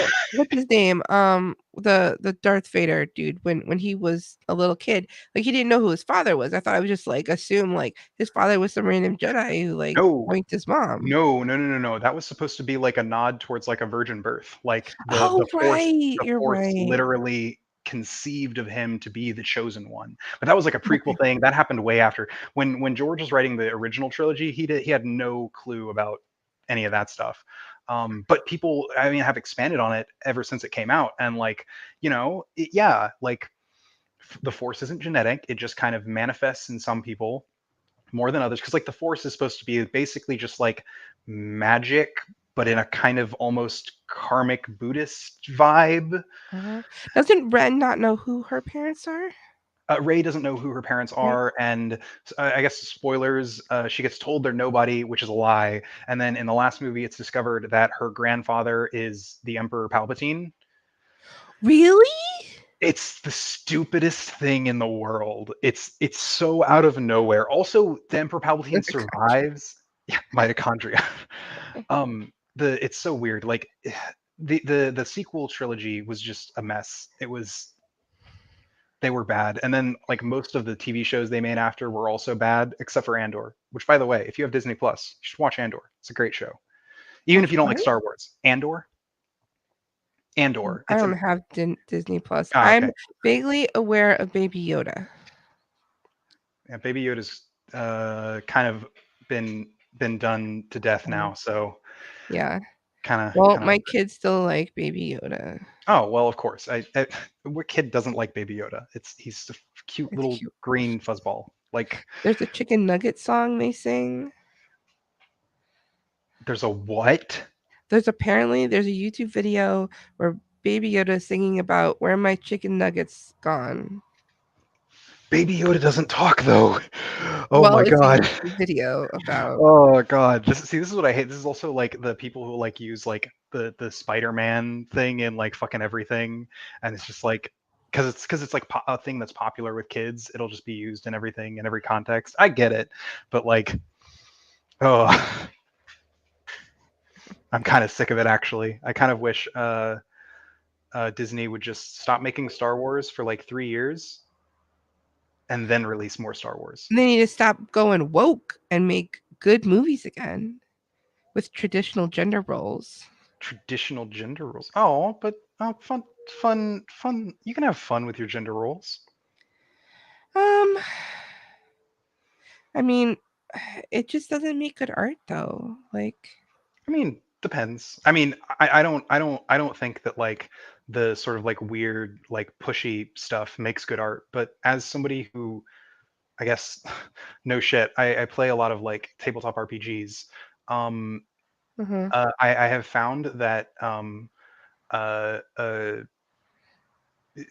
woke ideology, I guess you would put it, allows me to create, um, allows me to be more free with what I create. So, like, I can create societies with more strict gender roles, and Uh-huh. that can be like a thing within that society. Or I can create a society that, gender really doesn't really matter. I can create societies Like where Starship Trooper. Uh, not really, actually. Oh God, don't even get me started on Starship Trooper because the movies are fine and fun and campy. The book is like one dude's weird fascist fan fiction about what he wants the Hey, world to don't be. come from my Heinlein. I don't think Heinlein was a fascist, but I do think that whatever idea that he was pushing for in Starship Troopers was like almost definitionally fascism. Everything you guys is fascism. I mean, not really. I think The I have a Moon is a Harsh Mistress is my favorite book. The Moon is a Harsh Mistress. I'm Uh-huh. not familiar. That's another Highland book. I wasn't really into Stranger in a Strange Land. Wasn't really into it. That's like another Okay. big one of his. Yeah, yeah. Moon is a Harsh Mistress is like libertarian AF. I actually have his nonfiction work. I haven't read it yet, but it's in my bookcase. Always good to have extra books in your bookcase. I'm recently been reading something about the collapse of the Bronze Age and about how our current understanding of it may actually be incorrect.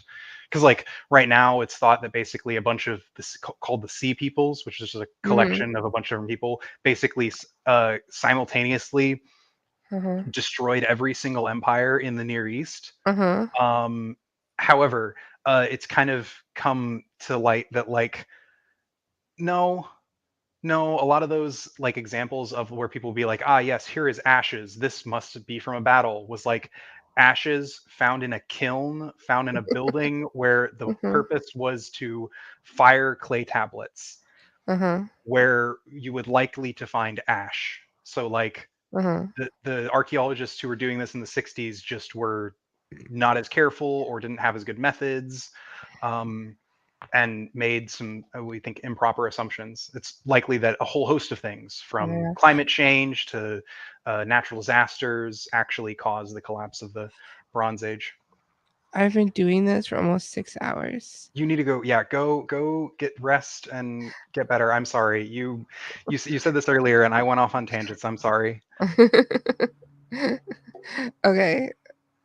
Yeah. I mean, worrying and violence sucks. Yeah, Let's embrace the non-aggression principle. Let's all be cool. based. Let's all have like communities that are different from each other, that people can choose where they want to live and who they want to live with, and just have freedom. Yeah. And one day the robots will take care of us, and we need to get rid of the coercive state. And we agree that, you know, you want to live in a society that's got the transgender stuff, and I don't, and that's fine. Yeah. The silly part is that the entire continent practically of people are being forced to live under the same state that like dictates how like every public school in the country deals with their locker room policy. And it's just like, can we have some diversity? I know, I agree. I agree. I think that power should be even today in like our modern day, we can decentralize power that makes people's lives better. It's just about doing it in the way that like is decentralizing power to people rather than sort of Yeah. farming that power out to corporations. I Yeah. think, yeah, I The individual, the armed individual based based. armed Okay. armed individuals. All right.